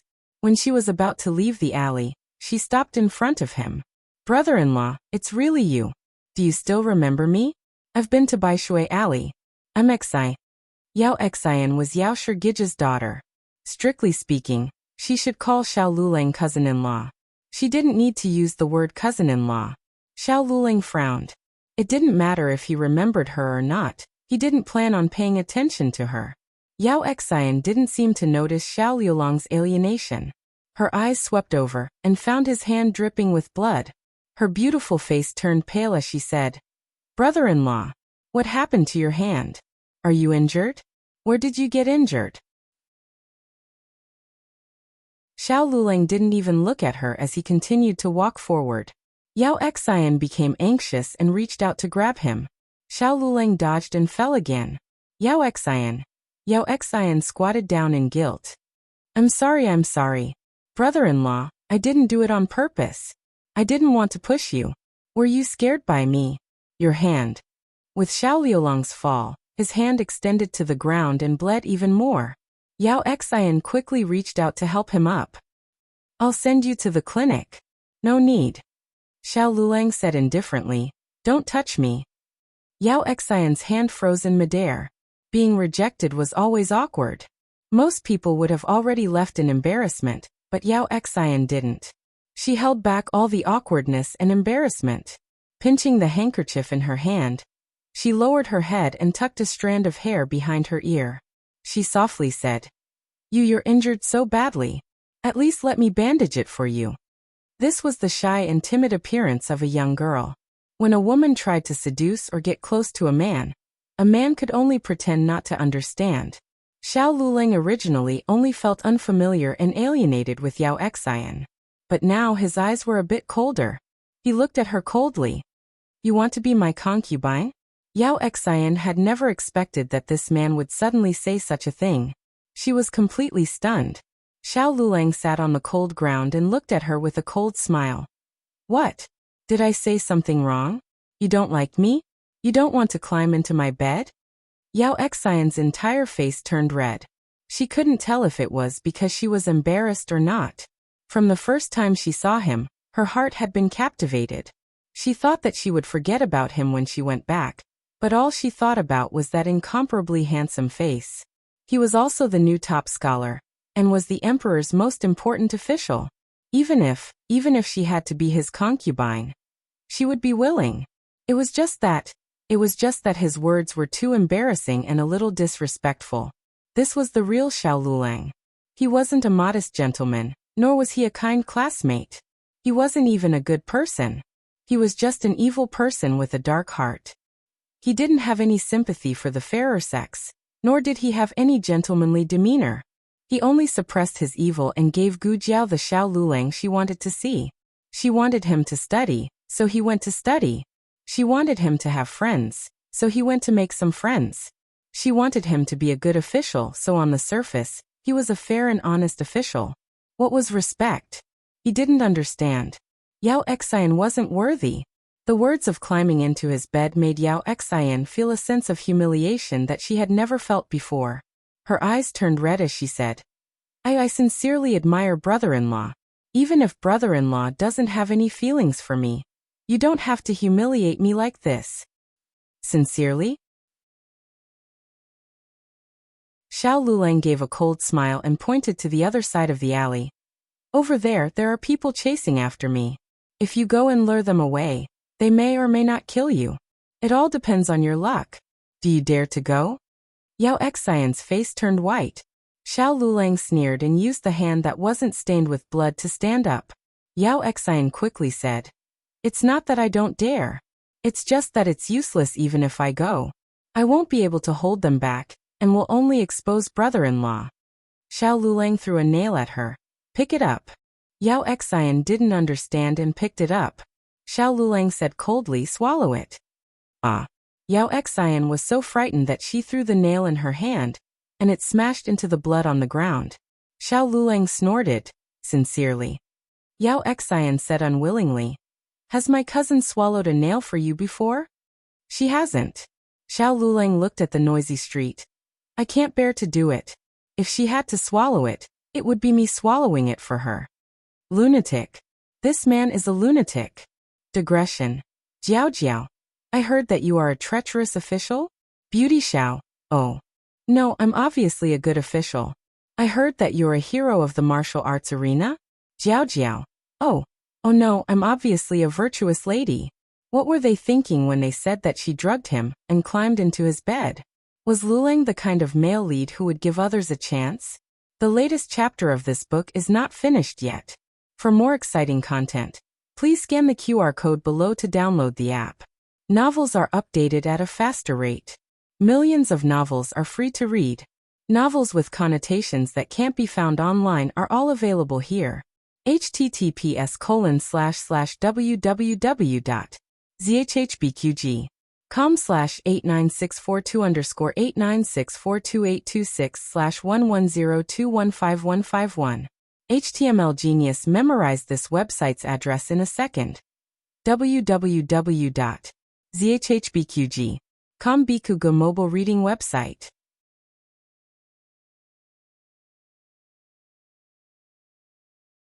Chapter 427.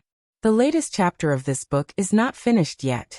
For more exciting content, please scan the QR code below to download the app. Novels are updated faster. Millions of novels are free to read. Novels with content that can't be found online are all here. Gu Jiao went to Qinghe Academy and fished Gu Chengfeng out of the men's restroom. Gu Chengfeng was about to explode with anger. Can you not always come to this kind of place to fish me out?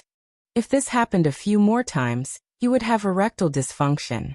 Gu Jiao brought him to a woodshed in the academy and pressed him to wash his hands. Gu Chengfeng. You still care about this? Gu Chengfeng slowly washed his hands. Gu Jiao thought he was too slow and grabbed him into the small woodshed. What are you doing this time? Gu Chengfeng asked in a bad mood.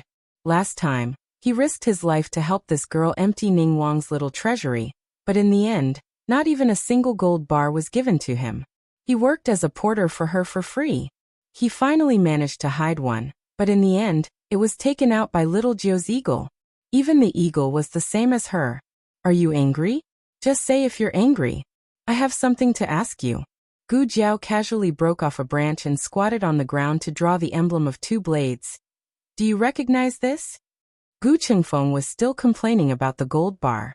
He snorted and said, Dual Blade Sect, what's wrong? Don't you want to rob them? I say, have you been thinking about money lately? Robbing everywhere, you're not afraid of being exposed. I'm not robbing them this time. Gu Jiao said. Are they very powerful? Gu Qingfeng squatted down beside her and said in a neutral tone. That depends on who it is compared to. Compared to the Thousand Secrets Pavilion, this kind of old Jianghu organization, there is no way to compare it.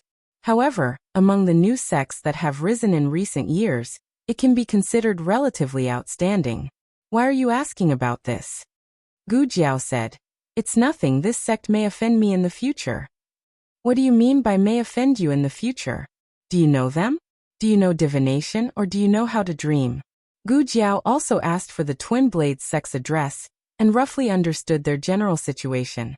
Since there was still some time before the incident, Gu Jiao decided to keep an eye on them for a period of time. After leaving the Qinghe Academy, Gu Jiao went to the Hanlin Academy. The road was a little congested. By the time they arrived at the Hanlin Academy, it was already past the end of the shift. Gu Jiao saw that the biscuit shop was still open. She thought for a moment and walked over to ask, Boss, do you still have preserved vegetable biscuits? The boss smiled and said, Your husband bought the last few dried vegetables. Because they always patronized his business, the people in the bakery already knew that Gu Jiao and Xiao Lulang were a couple. Did my husband buy it raw? Gu Jiao asked subconsciously. Most people would not buy raw meat. Her question was very strange. In fact, even she felt it was strange. The shopkeeper thought that she had instructed her husband to buy raw meat, and was worried that her husband would buy the wrong one. So she asked. The shopkeeper smiled and said, It's raw. Gu Jiao thought, is it a coincidence? In her dream, something happened on the day he bought the dried vegetable biscuits, but that happened 2 or 3 months later. Not every day he bought the dried vegetable biscuits would have an accident.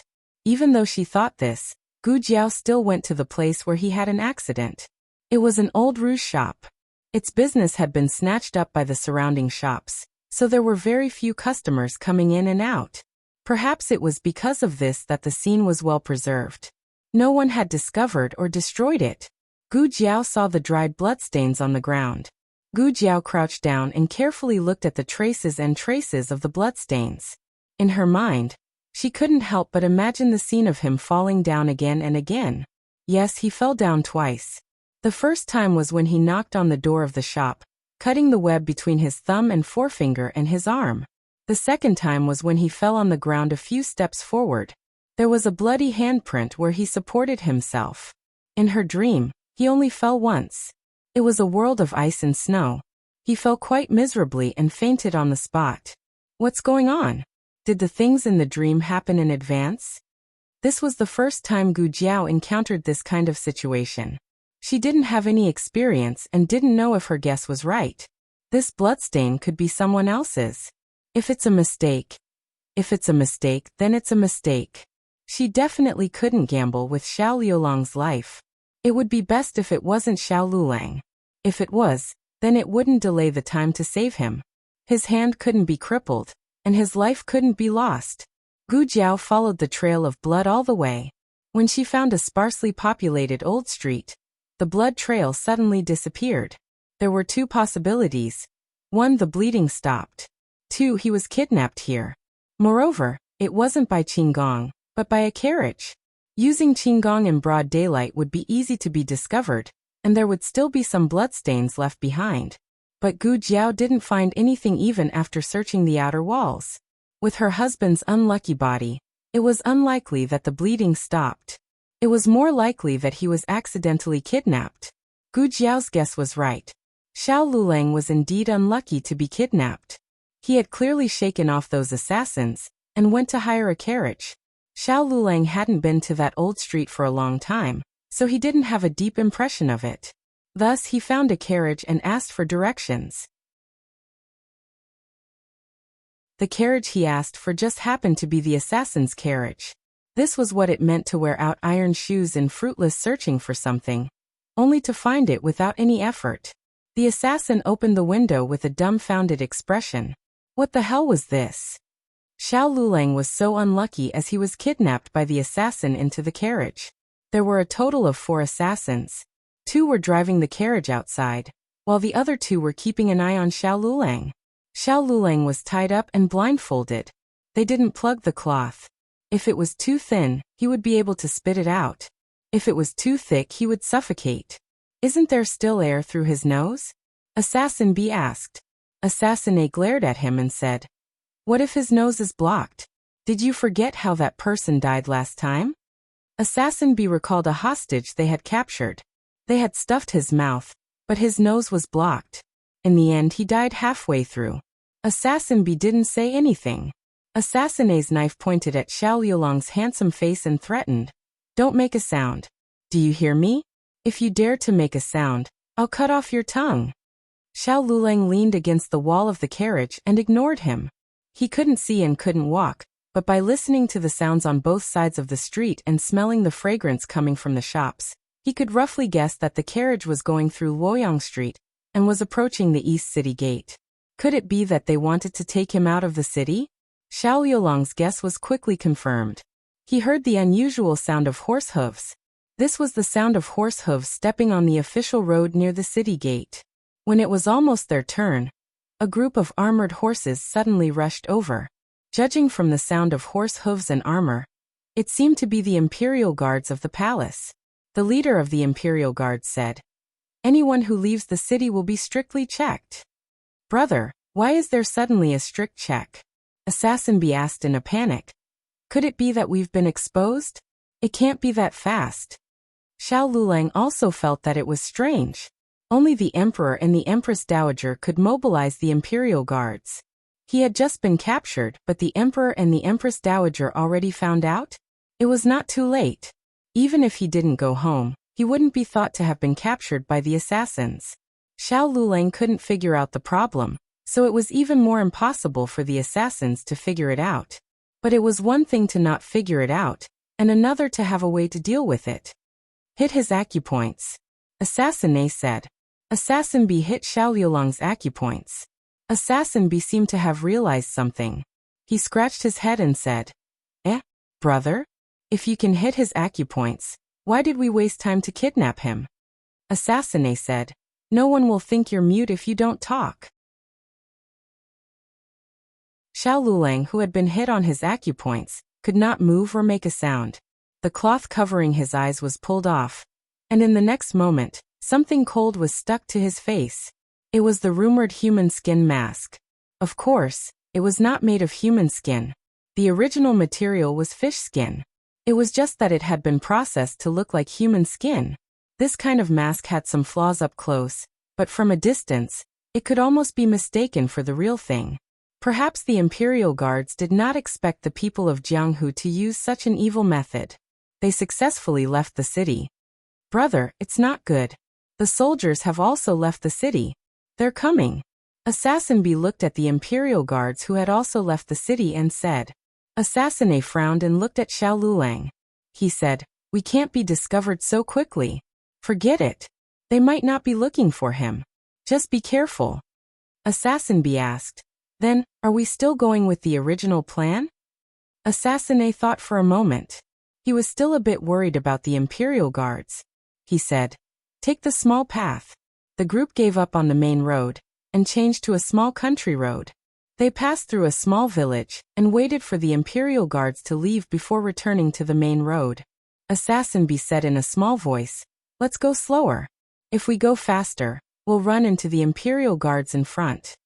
He had a feeling that the Imperial Guards were here to capture them. Assassin A was also troubled. Wasn't he just a poor government official from the countryside? It would be fine if he was captured. Why would the Imperial Guards be here? Brother. They're from the government. Assassin B looked at the group of people coming from behind. There were 4 bailiffs. The four of them rode on horses and escorted a prisoner carriage. Inside the prisoner carriage sat a prisoner wearing a prisoner's uniform with his hands and feet shackled. Assassina suddenly had an idea. Kidnap the prisoner carriage. The four of them could easily kidnap a few bailiffs from the government. The four of them knocked the bailiffs unconscious and threw them into the nearby bushes. Go open the prisoner carriage. Assassin A took the key from the bailiffs and threw it to Assassin B. Assassin B went to open the prisoner carriage and said to the prisoner inside, "Okay, you can go now." Prisoner, "I don't want to go, thank you." Assassin B slapped him hard on the face and called him out. He took off his prisoner clothes and shackles and put them on Xiao Lulang. His actions were naturally not gentle.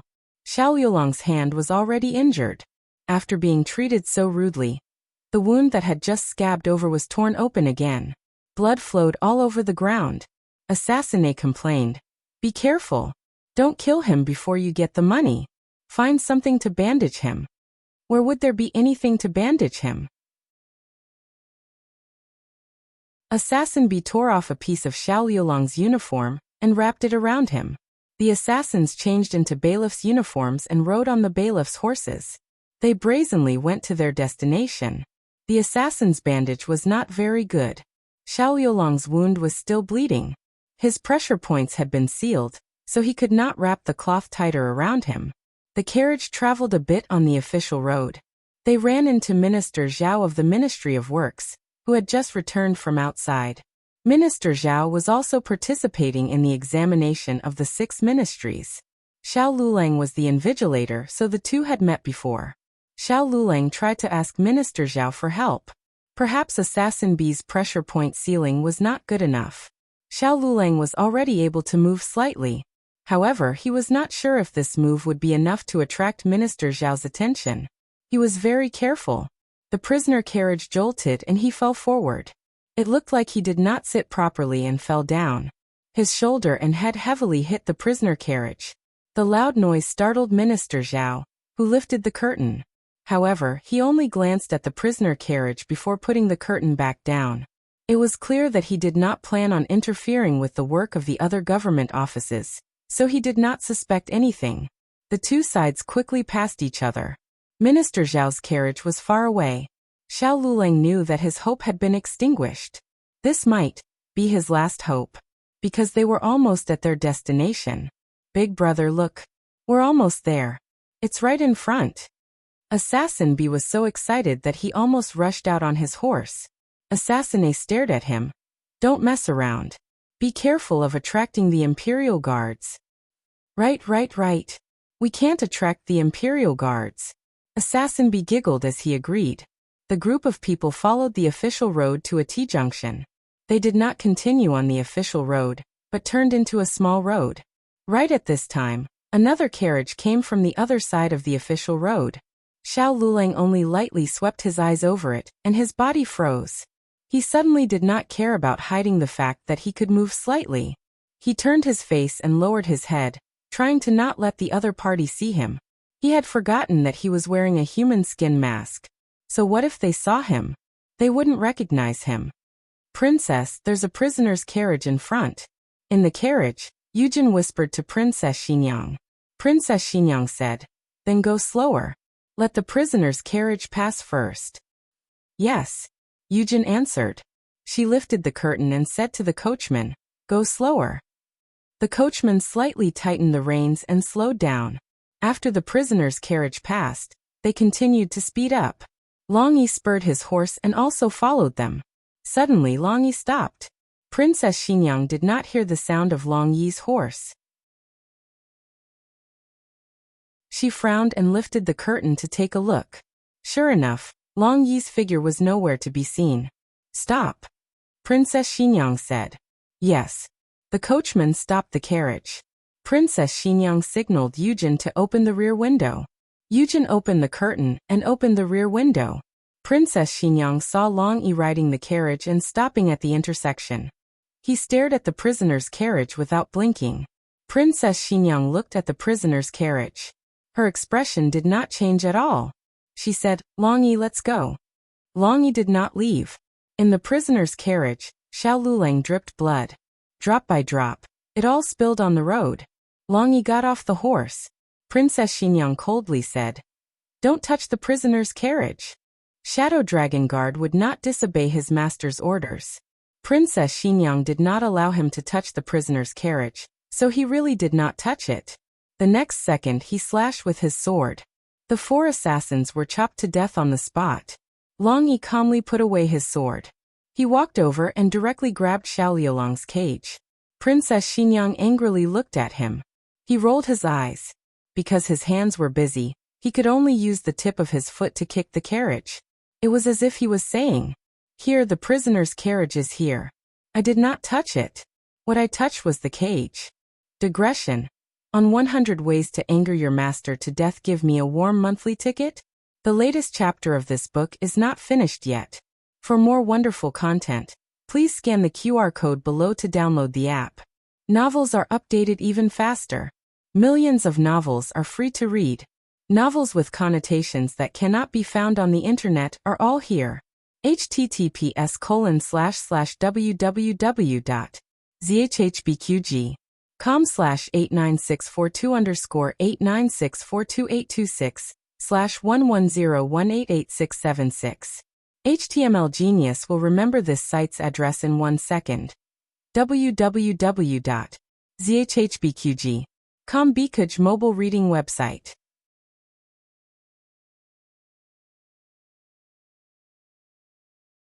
Chapter 428. The latest chapter of this book is not finished yet. For more exciting content, please scan the QR code below to download the app. Novels are updated even faster. Millions of novels are free to read. Novels with connotations that can't be found online are all available here. Fortunately, Princess Xingyang didn't suffer from depression. Otherwise, sooner or later, she would be angered by Long Yi. Of course, Princess Xingyang could order Long Yi to put down the cage, throw it away, or abandon it. However, Long Yi didn't know if he had guessed her master's temperament of ordering people around. So he directly ran away with the cage in his arms. He left Princess Xingyang with only the back of his head, which seemed to say, run away, I can't hear you." Yujin's expression was indescribable. She turned to look at Princess Xingyang, opened her mouth, and said, "Princess." Princess Xingyang's face was cold and she didn't say anything.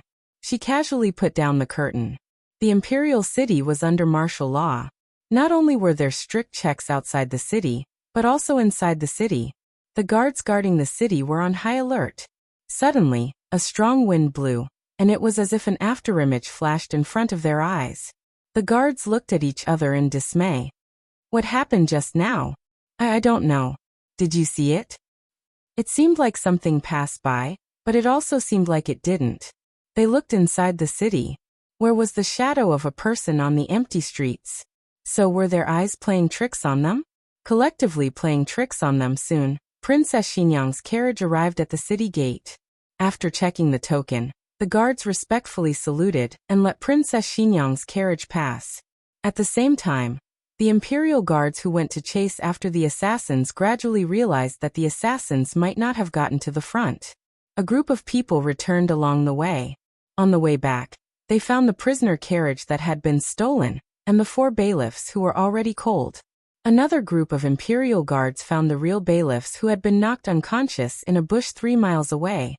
After the bailiffs woke up, they told them about how they had been robbed. The prisoner ran away. Could it be that his friends stole the prisoner carriage? An imperial guard asked. A bailiff said, "Impossible. That prisoner is a wily old fox. He doesn't have any powerful friends." As they were speaking, the prisoner released by the assassins obediently returned. From his mouth, the imperial guards found out that there were 4 assassins. They seemed to have captured another person. Their purpose of disguising themselves as bailiffs was to quietly transfer the hostage under the noses of the imperial guards. The prisoner did not see what the hostage looked like, but the guards boldly guessed that the hostage was Xiao Lulang. The assassin had been killed, and Xiao Lulang had disappeared. Who had taken him away? And where was it taken? We've been guarding the main road, but we didn't see anyone pass by. Could it be they've returned to the capital? One of the imperial guards guessed. The leader of the Imperial Guard said, "Have you carefully checked all the carriages entering the capital?" The subordinate said, "There are 2 people whose carriages were not checked." The leader of the Imperial Guards frowned. "Who is it?" The subordinate said, "Minister Zhao and Princess Xinyang's carriage." On Vermilion Bird Avenue, the carriage stopped outside the residence. Princess Xinyang and Yujin got off the carriage. As expected, Long Yi had already brought back the cage. To be exact, he had brought back the person in the cage. He took off the inferior human skin mask on his face, took off his blood-stained prison clothes, and changed into a set of dry clothes. The clothes were somewhat small. Not to mention that the lapel could not be tied. The sleeves and trousers were also much shorter. As before, Long Yi placed the prisoner on Princess Xinyang's bed. Xiao Liulong's breath was somewhat weak. It was unknown whether he was tired or had lost too much blood, but he had fainted. Princess Xinyang walked over with an indifferent expression, but stopped when she was about to cross the threshold. However, Yujin quickly walked into the room and looked at the man in front of the bed. She did not know who the prisoner Long Yi had brought back was, nor did she know why Long Yi had done so. One should know that this was the princess' bedroom. It would be terrible if a shady person was allowed to lie here. However, when she arrived in front of the bed and saw the pale handsome face, she was stunned. "Princess." Yujin walked out with a shocked expression. She didn't know when, but Princess Xinyang had turned around and was looking at the boundless night sky. Inside, the person inside, he looks like, he. Yujin simply did not know what to say. She spoke incoherently for a long time. Then, she hardened her heart and said, "He is the Hanlin official that I told you about last time. He looks like the young Marquis. No wonder Long Yi brought him back. Long Yi must have mistaken him for the young Marquis. Princess, quickly come in and take a look. Don't blame Long Yi for recognizing the wrong person. They really look too similar. I almost suspected that the young Marquis had come back to life. Moreover, their ages are similar. If the young Marquis was still alive, he should be around this age." Princess Xinyang did not speak. "Princess, I didn't lie to you. He really..." Yujin's words came to an abrupt end when she saw Princess Xinyang's expression. Princess Xinyang's face was as cold and lonely as before. Her eyes were complicated and seemed to be mixed with many emotions, but there was no surprise. All of Yujin's voice disappeared. However, it only took a moment for Eugene to find it again. "Princess, you know?" Yujin wanted to ask when she knew. Was it when Long Yi had rescued the prisoner carriage, or earlier? Princess Xinyang turned around and went to the study next door. Yujin came to the door and intended to enter the room, but she felt the great alienation and loneliness of Princess Xinyang. She did not want anyone to enter the room. Yujin stopped outside the doorway and stared blankly at Princess Xinyang, who was shrouded in darkness. Her eyes moved and she asked, "Princess, is he the young Marquis?" Xiao Liulong's injury was very serious. Yujin went to the nearby medical hall to invite a doctor. The doctor looked at the injury and said that he was unable to save the injured hand with his medical skills. This hand was injured once, fell once, and was tossed around by the assassin many times. It was not better than being frozen in the snow for several hours. The doctor still had a conscience and said with a sigh, "I heard that the doctor of Miracle Hand Hall has outstanding medical skills. He can even reconnect a broken hand. Madam, it would be better to go to Miracle Hand Hall and find a doctor to take a look." Just when Yujin intended to go to Miracle Hand Hall to invite a doctor, Gu Jiao came. Gu Jiao had received the news from the Imperial Guards. Her intuition told her that Xiao Lulang was saved by Princess Xinyang. As for whether it was Princess Xinyang or Long Yi who saved him, she did not know. Yujin was slightly surprised. "Miss Gu?" Gu Jiao said. "Is my husband here?" Yujin confusedly looked at her. "Your husband?" Gu Jiao said with a serious face, "Hanlin official Xiao Lulang." Eugene was speechless once again. She feared that all the surprises in her life were used tonight. Gu Jiao went to Princess Xinyang's room.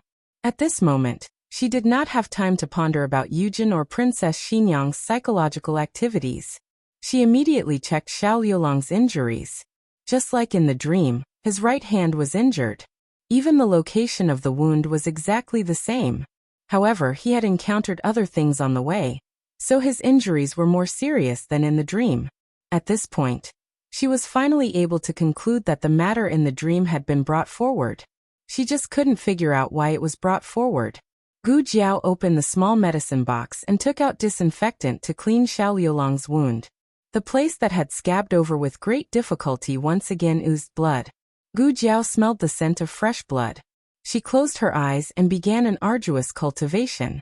Gu Jiao came out of the room less than half an hour later. The operation on Xiao Liulang was far more difficult than the operation on other patients. This man's temptation to her was too big. Even his blood made her more excited than other people's blood. She had no choice but to spend more effort to suppress it. It was over half an hour later. Xiao Liulang lay quietly on the bed with an 4 drip. Yujin brought in a basin of hot water. It was the first time she had seen such a strange thing. She couldn't help but take a second look. Thank you. Gu Jiao accepted the hot water and wiped Xiao Liulong's face and hands. Dr. Gu. Yujin hesitated. What's the matter? Gu Jiao asked. Can you go see the princess? Tell the princess. Yujin glanced at the unconscious Xiao Liulang and swallowed the words young duke. The patient's condition. Okay. Gu Jiao put down the handkerchief and went to the study next door. There were no lamps in the study. Only the cold moonlight and the scattered candles in the corridor shone in. Princess Xinyang sat by the windowsill with her back to the door. Gu Jiao gently knocked on the already open door, then walked over. She sat down in front of Princess Xinyang. What are you doing here? Princess Xinyang indifferently asked. She didn't raise her head to look at Gu Jiao and continued to look at the night outside the window. Gu Jiao said, his injury is not serious. I came to inform the princess. Princess Xinyang indifferently said, what does it have to do with me whether he is okay or not? Gu Jiao raised her eyebrows. If it has nothing to do with you, then why did you take him in? Princess Xinyang indifferently said, it was Long Yi who picked him up. Gu Jiao. Oh. Princess Xinyang expressionlessly looked at Gu Jiao. You don't believe me? Long Yi picked you up. Gu Jiao strangely asked. Does Long Yi often pick people up like this? He picks one up and throws one on your bed? Princess Xinyang coldly looked at Gu Jiao. Gu Jiao rested her elbows on the table and rested her chin on her hands as she looked at Princess Xinyang. Princess, you recognized him long ago, didn't you? You also inquired about him and knew about my relationship with him, so that night you didn't throw me out? She was wondering why Princess Xinyang would be so merciful and let her, a doctor from the medical hall who she had only met once or twice, occupy her princess bed. Are the mooncakes delicious? He personally went to buy the red dates. Gu Jiao asked. At this moment, if she couldn't guess who the mooncakes were made for, then it would be unreasonable. No wonder he took the initiative to go to the palace to deliver mooncakes, and even brought the date paste filling that her great-aunt didn't like. Princess Xinyang turned her face, unpalatable. Gu Jiao said, so you ate it? Princess Xinyang choked. I didn't eat it, Yujin ate it. Gu Jiao, so you accepted it? Princess Xinyang. Where did this girl learn the skill of digging holes for others? Gu Jiao actually didn't understand. Originally, she thought that Xiao Liulang hated Princess Xinyang, so he didn't want to recognize her, but now it seemed that wasn't the case. As for Princess Xinyang's attitude toward Xiao Liulang, Gu Jiao was even more puzzled. She thought that Princess Xinyang didn't know that her son had returned to the capital alive, but now it seemed that wasn't the case. This mother and son pair was really strange. Xiao Liulong's main injury was on his right hand, and the rest of his body only had some light abrasions. The reason why he was unconscious was because he had lost too much blood, and was too tired. But Long Yi seemed to think that he had suffered a very serious injury, and even his mood was depressed, so he didn't bother Gu Jiao anymore. Gu Jiao felt that this was very good. At least her little hand had escaped a disaster. But seeing Long Yi so unhappy, Gu Jiao decided to compensate him in other ways. Eugene made snacks for Gu Jiao, and Gu Jiao left half for Long Yi. Seeing that she only ate half, Eugene asked, is it not tasty? Gu Jiao said, no, I left it for Long Yi. Long Yi is unhappy? Eugene looked at Long Yi inside the room. Long Yi was Shadow Dragon Guard, so how could he be unhappy? Eugene asked. How did you know? Gu Jiao said. I felt it. Eugene was puzzled. Why didn't I feel it? In fact, no one felt it. Long Yi was occasionally disobedient, but he didn't have any emotion, so they couldn't feel it. Gu Jiao touched the bridge of her nose. She thought that everyone could feel Long Yi's emotion. Could it be that only she could? The news of Xiao Liulong's injury finally reached the palace. At that time, the crown princess was reporting the recent situation of the female school to the emperor in the imperial study. She happened to hear the report of the imperial guards, saying that Xiao Liulang was kidnapped by assassins and was injured. Now her whereabouts were unknown. Gu Jiao had a guess in her heart, but she didn't tell the imperial guards. Therefore, the imperial guards didn't know that Xiao Liulang was already saved. The emperor was furious, still not sending people to look for her. Wait.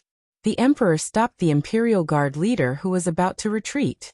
The imperial guard leader saluted. Your Majesty. The emperor pondered. Call Ning Wang. After such a big thing happened, the first person that the emperor thought of was not the crown prince, but his eldest son. Yes.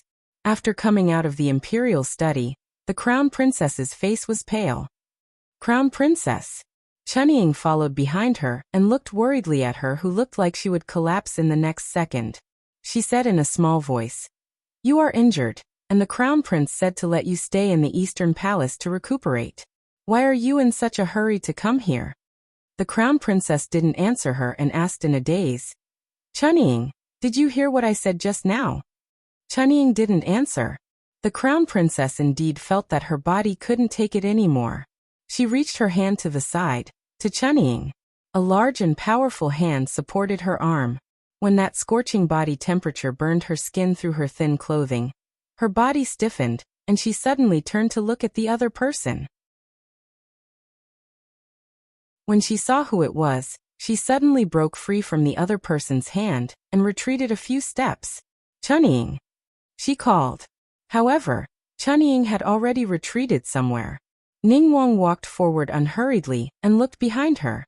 He said playfully, There is a pool behind you, be careful. The crown princess turned her head to look, and her throat moved. She composed herself and turned her head to look at him coldly. Did you do it? Ning Wang smiled. What do you mean by didn't do it? The crown princess said angrily. Stop pretending. Ning Wang crossed his arms and said helplessly, Yes, it was this prince who did it. Nothing happened to this prince, but something happened to Xiao Liulang. Are you very disappointed? The crown princess's eyes flashed and she looked away. I don't understand what you are saying. Ning Wang smiled softly and raised his hand to caress her temples. He said gently, Linlang, this prince isn't so easy to deal with.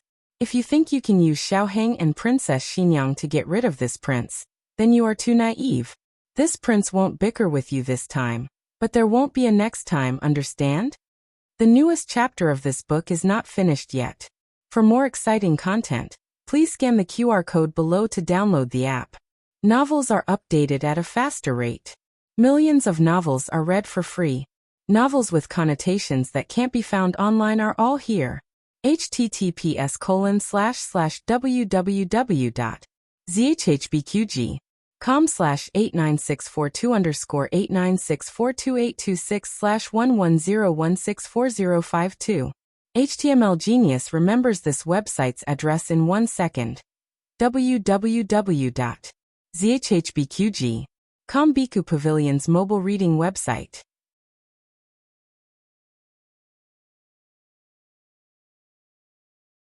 Chapter 429. The newest chapter of this book is not finished yet. For more exciting content, please scan the QR code below to download the app. Novels are updated even faster. Millions of novels are free to read. Novels with content that cannot be found online are all available here. His tone was the most gentle whisper in the world, and his gaze was filled with deep emotion. However, the crown princess still felt a chill run down her spine. Her entire body was frozen in place, and it seemed as though she could not say a single word. Prince Ning gently caressed her face and quietly said, Linlang, Ever since the day you and this prince caused Xiaoheng's death, you have already been unable to clear your name. Could it be that you still don't understand this logic? The crown princess' gaze became fierce. I did not harm him. It was you. From beginning to end, it was you. It was you who followed me to the directorate. It was you who killed him. Prince Ning raised his hand and patted the back of her head. If it was not for you calling him out alone, how could this prince have had the chance? Admit it, Lin Lang. You are also an accomplice in causing his death. I am not. I have never harmed Aheng. The crown princess reached out to push him away. I don't want to see you. Leave. Prince Ning's hand that was patting the back of her head suddenly tightened. Lin Lang. Lin Lang. Chunning, why are you here? Where is the crown princess? Didn't you go with the crown princess to the imperial study? Not far away, the crown prince's puzzled voice could be heard. Immediately following this, Chunning replied with a guilty conscience. The crown princess The crown princess coldly looked at Prince Ning. Prince Ning fiercely and silently said, You know what you should do. Don't anger me. You cannot bear the consequences when Lin Lang. He let go. The crown princess staggered and nearly fell to the ground. What was that sound? Because they were too close, in the instant that Prince Ning let go of the crown princess, the crown prince had already walked over. He saw the pale-faced crown princess and the gentle and calm Prince Ning. He furrowed his brow, as he instinctively did not like his own woman standing with another man. Even if that man was his own older brother. Eldest brother? He strangely walked over. Prince Ning smiled and said, Father ordered me to go to the imperial study to meet him. Coincidentally, second sister-in-law was coming out of the imperial study, and we ran into each other. So that was the case. The crown prince secretly thought that he was overthinking things. Ning Wang was his elder brother. Even if they were not from the same mother's womb, they still had the same father. Lin Lang was his younger sister-in-law. How could there be anything between them? The crown prince came to the crown princess' side and held the crown princess' hand. Feeling the coldness of her fingertips, his brows furrowed even more. Why is your hand so cold? I've already said that you're injured. If there's anything, you can report it to Imperial Father in a few days. Imperial Father gave me the girls' school, so I should take care of it carefully. As the crown princess spoke, she felt King Ning's death stare. She imperceptibly withdrew her hand from the crown prince's grasp. I'm fine, just a bit tired. Your Highness, let's go back. After the Mid-Autumn Festival, the weather seemed to have suddenly turned cold. The wind in the morning and evening carried a hint of the chill of autumn. The crown prince took off his cloak and draped it over the crown princess, carefully tying the ribbon for her. Ning Wang stared at the two with a burning gaze. The crown princess grabbed the crown prince's hand and gently moved it away. She took the ribbon herself. I'll do it myself. Oh. The crown prince was a bit disappointed. He wanted to do these small things for Lin Lang. However, with his elder brother here, it did not seem good for them to be too intimate. He turned to look at Ning Wang. Ning Wang's eyes had already regained their gentleness. He said, Elder brother, we'll go back first. Since you've been summoned, then go quickly. Ning Wang paused and turned to look at the crown prince who was leaving with the crown princess in his arms. He said, Why don't second brother come with me to see Imperial Father? It seems that something has happened. Even the Imperial Guards have been mobilized. Is that so? The crown prince was a bit hesitant. Ning Wang smiled. Forget it. If you want to accompany second sister-in-law, I'll go see Imperial Father myself. When he said this, his gaze unintentionally swept across the crown princess' face. The crown princess felt an endless threat. She clenched her hand and said to the crown prince, Your Highness, you should go take a look. The crown prince said, I'm worried about you. The crown princess lowered her eyes and said, With Chunning accompanying me, what is there for your Highness to be worried about? In the end, under the crown princess's persuasion, the crown prince reluctantly went. After he went, he found out that Xiao Lulang had been captured by assassins and his whereabouts were unknown. Imperial Father wanted Ning Wang to lead troops to look for him. Since he also went, Imperial Father also gave him a group of troops. In the middle of the night, he could not return to the Eastern Palace to accompany Lin Lang. He had to search for Xiao Lulang aimlessly on the streets. The crown prince was extremely sullen. Really, isn't he just like Xiao Heng? He's not the real Xiao Heng. Why does imperial father think so highly of him? He even made me, the crown prince, lower my status to look for him. At this moment, Xiao Lulang, who the crown prince was painstakingly searching for, was quietly lying on the bed of Princess Xinyang. Gu Jiao helped him change the last infusion bottle. It was already late at night. Gu Jiao and Long Yi were quietly guarding him in the room. Gu Jiao was sitting on the edge of the bed, and Long Yi was sitting on the beam of the room. After finishing the infusion bottle for Xiao Lulang, Gu Jiao was lying on the edge of the bed, unable to resist her sleepiness, and fell asleep. Long Yi's eyes were wide open from beginning to end, like an owl that did not sleep. After an unknown amount of time, the entire Vermilion Bird Avenue quieted down. Only the steady breathing of a few people remained in the room. Suddenly, the door of the room was gently pushed open from the outside. A spotlessly white embroidered shoe stepped over the threshold and silently landed on the floor, which was as bright and clean as new. The elegant golden skirt was like floating gold leaf on the surface of a lake, slowly meandering across the room. Xiao Lulang was in a daze from sleep. He wanted to open his eyes, but he didn't have the strength. While half asleep, he felt a gentle and white hand press against his forehead. He didn't know whose hand it was, nor did he know whether he was dreaming or not. That hand pressed against his forehead for a while, then left. When Xiao Lulang completely opened his eyes, he only saw Gu Jiao lying on his side sleeping. His hand was held in Gu Jiao's hand, and Gu Jiao's other hand was pressed under her body. In this position, no matter what, she couldn't free her hand to touch his forehead. So was it just a dream? It was pitch black, and he was only half awake. For a moment, he didn't realize where he was. This environment, this atmosphere didn't make him feel disgusted, but it also didn't make him feel unfamiliar. He pulled the blanket over Gu Jiao's shoulder, then took out the hand that Gu Jiao had pressed under her body. He closed his eyes and fell asleep again. For the time being, Gu Jiao didn't announce that Xiao Lulang had escaped danger. In her dream, she only knew that someone had hired someone to plot against Xiao Lulang, but she didn't know who that person was. The other party didn't know that Xiao Lulang was safe, so they might be frantically searching for Xiao Lulang's whereabouts. As for Princess Xinyang, she didn't seem to have leaked any information about Xiao Lulang. At the first glimmer of dawn, Gu Jiao returned to Jade Water Alley. She had to let her family know that she was safe. While she was at it, she packed a few sets of Xiao Lulang's clothes for him to change into. Actually, she wouldn't be afraid if the mastermind had been caught, but now that they were in the open and the enemy was in the dark, it was hard to guard against them. Gu Jiao thought it over. It was safer here with Princess Xinyang. As long as Princess Xinyang didn't chase them away, she would pretend not to see the slight disdain on her face. What Gu Jiao didn't know was that right after she left, the crown prince consort arrived. She came to visit Princess Xinyang. At the same time, she also wanted to confirm something with Princess Xinyang. Princess Xinyang slept late last night and didn't close her eyes until dawn. However, the servant girls in the courtyard recognized the crown prince consort and understood that she was someone Princess Xinyang cared about, so they still invited her into the courtyard.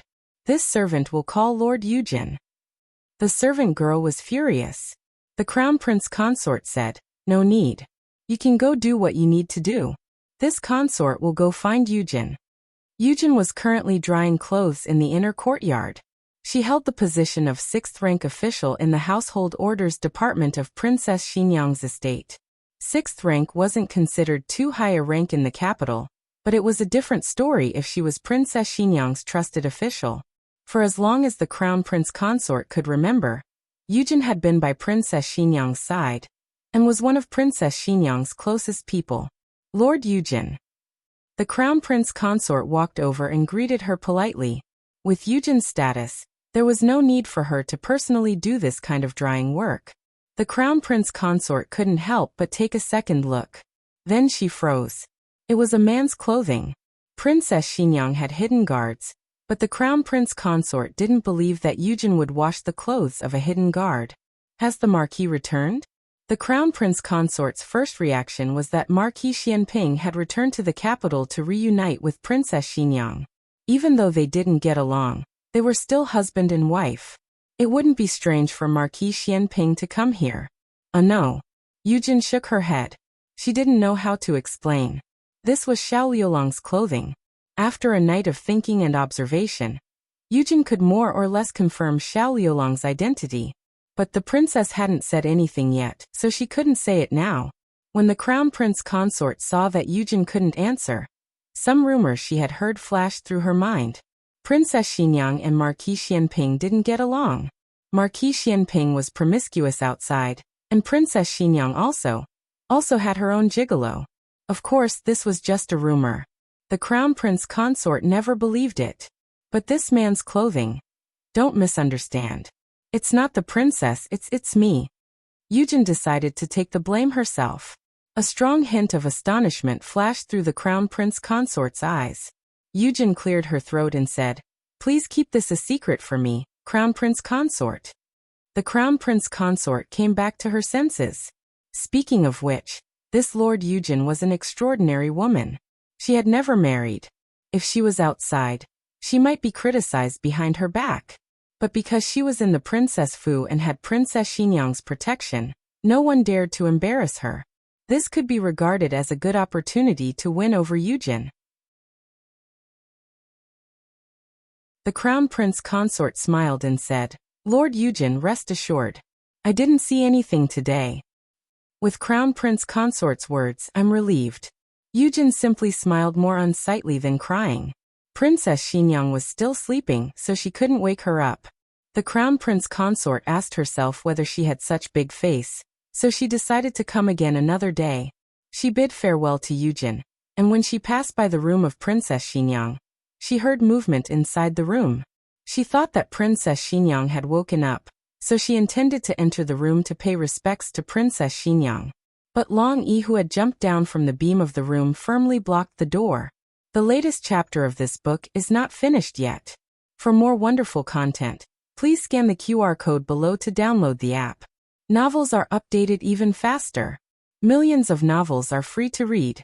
Novels with connotations that you can't find online are all available here. https://www.zhbqg.com/89642_896428226/110139180. HTML Genius will remember this website's address in 1 second. www.zhbqg.com Bikuj mobile reading website.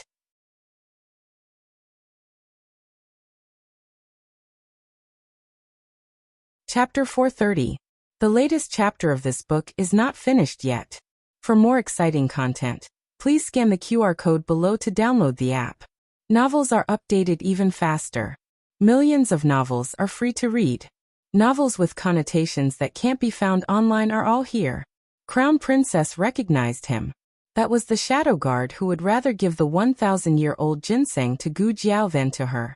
Crown Princess still remembered that kind of embarrassment.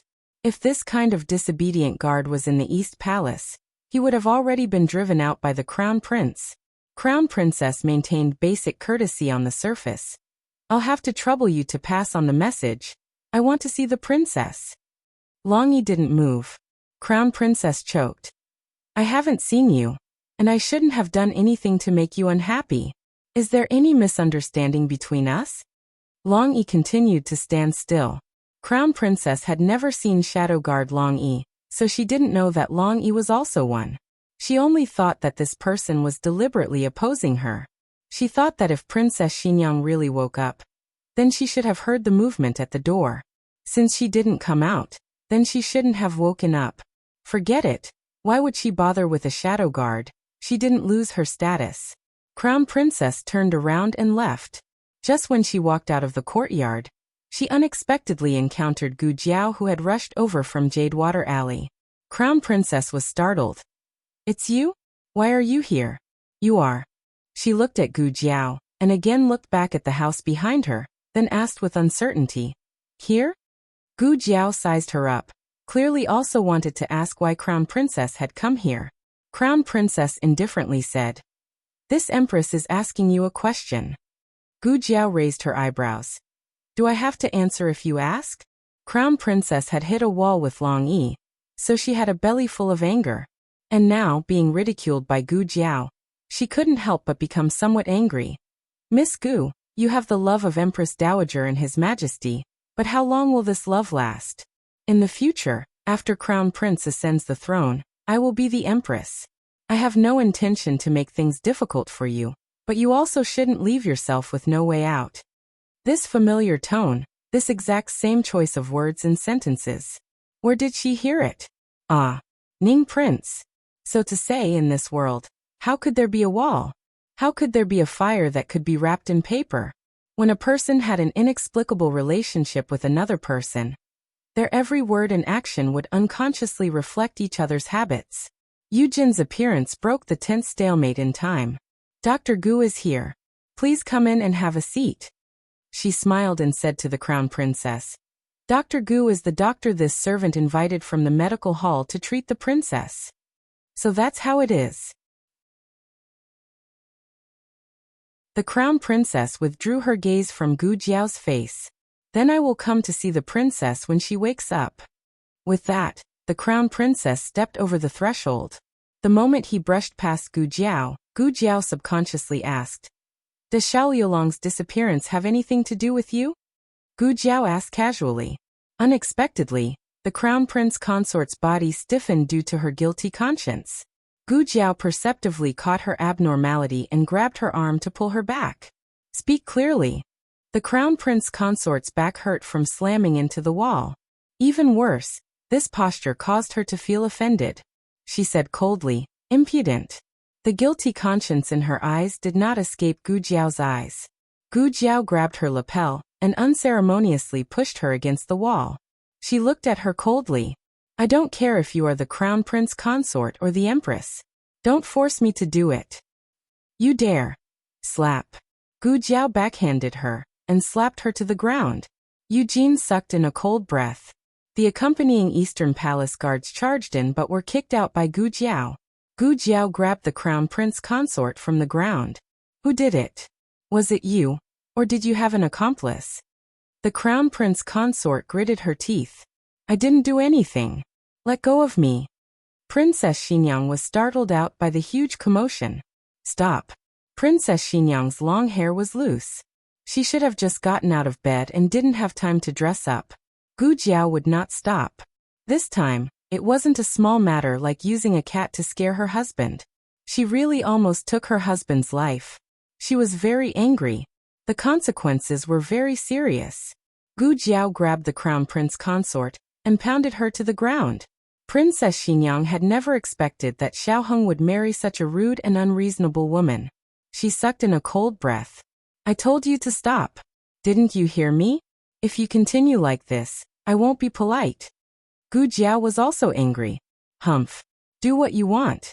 This girl's ability to anger people to death without paying for it was the same as Long Yi's.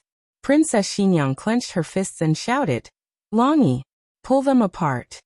Since Princess Xinyang gave the order, Long Yi had no choice but to come out. In order to prevent Long Yi from changing the concept again, Princess Xinyang originally intended to say Long Yi, make a move but changed it to separate them. Otherwise, she felt that Long Yi might make a move on the Crown Prince consort. Long Yi flashed out. The order he received was to separate them, so he had no choice but to step forward and separate them. He first went to Gu Jiao's side. When he grabbed Gu Jiao, he was like this. Carefully clasping Gu Jiao's wrist, he patted the back of Gu Jiao's little hand as if he was coaxing a child. Then he gently removed Gu Jiao's hand for fear of hurting her. When it was the Crown Prince consort's turn, his style suddenly changed. His entire mask was itching to say MMP. Soon after, Gu Jiao saw Long Yi directly fling the Crown Prince consort away, as if he was swinging a pheasant. Gu Jiao. Princess Xinyang. Long Yi indeed lived up to his mission and separated them. Princess Xinyang also didn't tell him to separate them gently or roughly. Princess Xinyang was so angry that her liver hurt. Long Yi wasn't like this in the past. When he first came to Princess Xinyang, Shi Yi was a dutiful dragon shadow guard. It was all because he followed little Xiaoheng that he was led astray by the 3-year-old Xiaoheng. Princess Xinyang was on the verge of exploding. Long Yi looked at Princess Xinyang, and then looked at Gu Jiao. He paused for a few seconds with a serious expression. Then he suddenly grabbed Gu Jiao and disappeared in a flash. Every time little Xiaoheng made a mistake, Long Yi would do this. When Princess Xinyang's anger cooled down, he would bring little Xiaoheng back. This gave her experience, so she didn't want to. Princess Xinyang. She felt that she might become the first master in history to be angered to death by a dragon shadow guard. The crown prince consort was slapped in the face by Gu Jiao. Her face was swollen and she was thrown to the ground. Her arms were full of bruises and abrasions. Princess Xinyang glanced at her and sighed. Come in. Let Yujin apply some medicine for you. With the support of Yujin, the crown prince consort re-entered the courtyard. The status of the crown prince consort was actually very high. She was second only to the Empress Dowager, the Emperor Empress, and the crown prince. Even the legitimate princess might not be more honorable than her. However, Princess Xinyang was a princess with real power. Her husband was the famous Marquis Xianping. Who in the world didn't fear her? The crown prince consort followed behind Princess Xinyang. She thought that she would be brought into Princess Xinyang's bedroom. Unexpectedly, Princess Xinyang turned around and entered another side room. The 3 people sat down on chairs. A little maid came over to dress Princess Xinyang. Princess Xinyang indifferently waved her hand. Go and bring me the golden sore medicine. Yes. The little maid went to Princess Xinyang's bedroom and brought over a bottle of top-notch golden sore medicine. Yujin first washed her hands. Then, she took out a clean handkerchief and dipped it in the golden sore medicine. She began to apply it on the crown prince consort's swollen cheek. This kind of golden sore medicine was also bought from the pharmacists of the Yen state. It was extremely effective in relieving pain and reducing swelling. After applying it, it would cool down and immediately stop hurting. The little maid served tea and pastries. There was the crown prince consort's favorite chestnut cake. It was very strange. Xiaoheng did not like to eat this, yet it was the crown prince consort's favorite. The crown prince consort saw that Princess Xinyang had prepared her favorite pastries, and the gloominess in her heart faded a little. Princess Xinyang picked up her teacup and took a sip, asking, Why did Dr. Gu use force against you? Is there some sort of grudge between the two of you? Normal people would either not ask, or they would ask, Is there some sort of misunderstanding between the two of you? These words were actually quite clever. If they were asked if there was some sort of misunderstanding, the one who used force was Gu Jiao, and it was Gu Jiao who had misunderstood the crown prince consort. Then the blame would be placed on Gu Jiao. But if they were asked if there was any sort of grudge between the two, it would not be a question of which side was responsible. The crown prince consort was slightly startled. She lowered her eyes and quietly said, Her husband went missing, and she misunderstood that this matter was related to me. She paused for a moment then continued, Auntie probably still does not know, but her husband looks very much like Aheng. He is this year's top scholar, and is currently working at Imperial Hanlin Academy. His Majesty has allowed him to give lectures to the Crown Prince. The Crown Prince has complained to me many times that Lord Xiao is too strict with him. The Crown Prince has even openly contradicted Lord Xiao. I wonder if she heard about this matter and believes that the Crown Prince and I have a grudge against Lord Xiao, and deliberately did something to Lord Xiao. These words were reasonable and logical. They provided a sufficient explanation for Gu Jiao's suspicions. The phrase, her husband looks like Aheng, seemed to have just been casually mentioned, and was not the main point of the Crown Prince consort's words. Princess Xinyang stopped drinking her tea. The Crown Prince consort quickly said, Sorry, I should not have mentioned Aheng. Princess Xinyang's mood seemed to have instantly fallen. It was clear that she was no longer in the mood to discuss this matter with her. You can go back first. I still have some matters to take care of. The Crown Prince consort quietly said. Then I will come visit Auntie another day. Leaving the courtyard, the Crown Prince consort let out a long sigh of relief. Fortunately, the princess did not continue to pursue the matter. Otherwise, she did not dare guarantee that she could continue to hide it. Her original intention was not for something to happen to Xiao Lulang. She also did not expect that Xiao Lulang would fall into Prince Ning's hands. Princess Xinyang had clearly returned. How could someone still hurt Xiao Heng? For years ago, she had been careless once. Princess Xinyang should not be careless a second time. Could it be that she had made a mistake and Xiao Lulang was not Xiao Heng? But she clearly heard Xiao Heng call the old chancellor teacher. In this world, there were only two people who could call the old chancellor this way. One was the old chancellor's eldest disciple Li Su.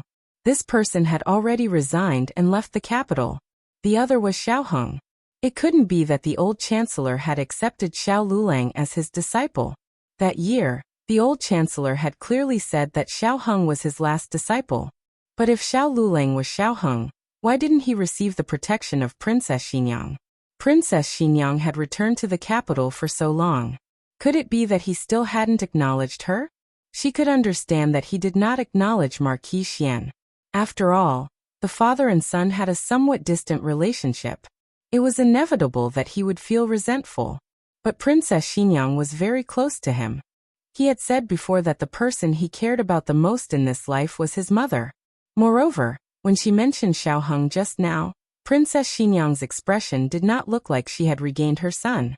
The latest chapter of this book is not finished. For more exciting content, please scan the QR code below to download the app. Novels are updated even faster. Millions of novels to read for free.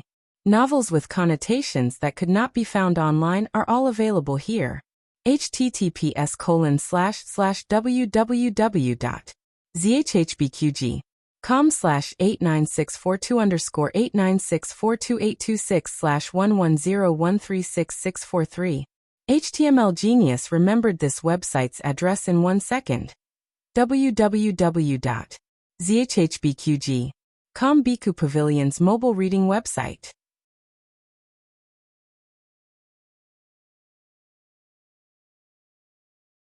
Chapter 431. The latest chapter of this book is not finished yet.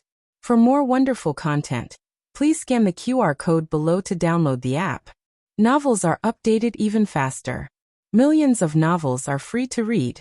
Novels with connotations that can't be found online are all available here. The Crown Prince consort closed her eyes.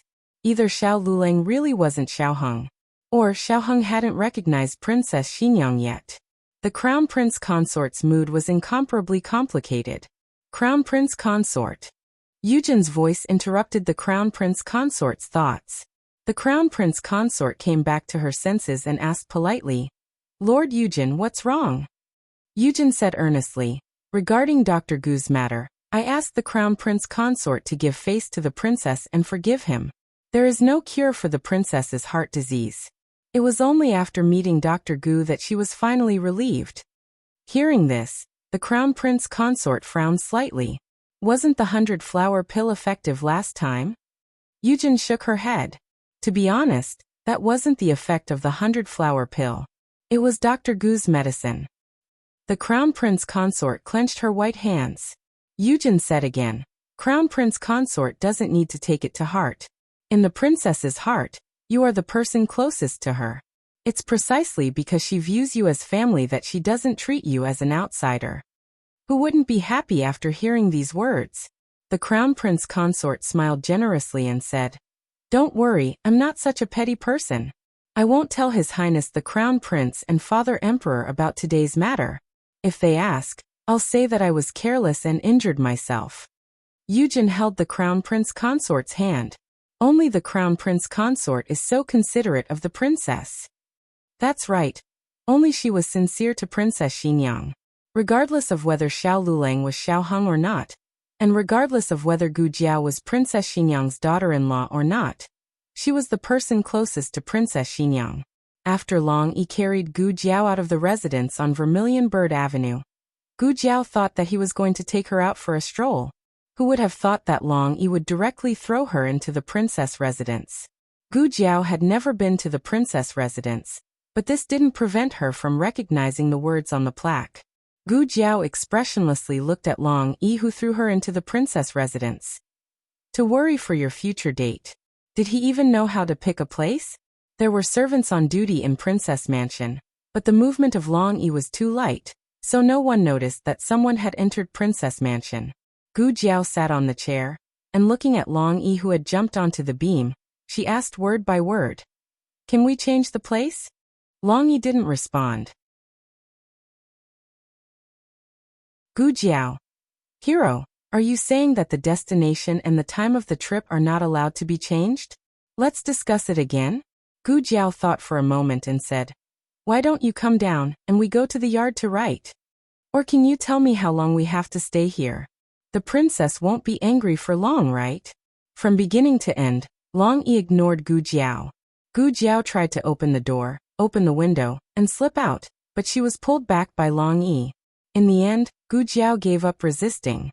She slid down on the chair and sprawled out like a soulless salted fish.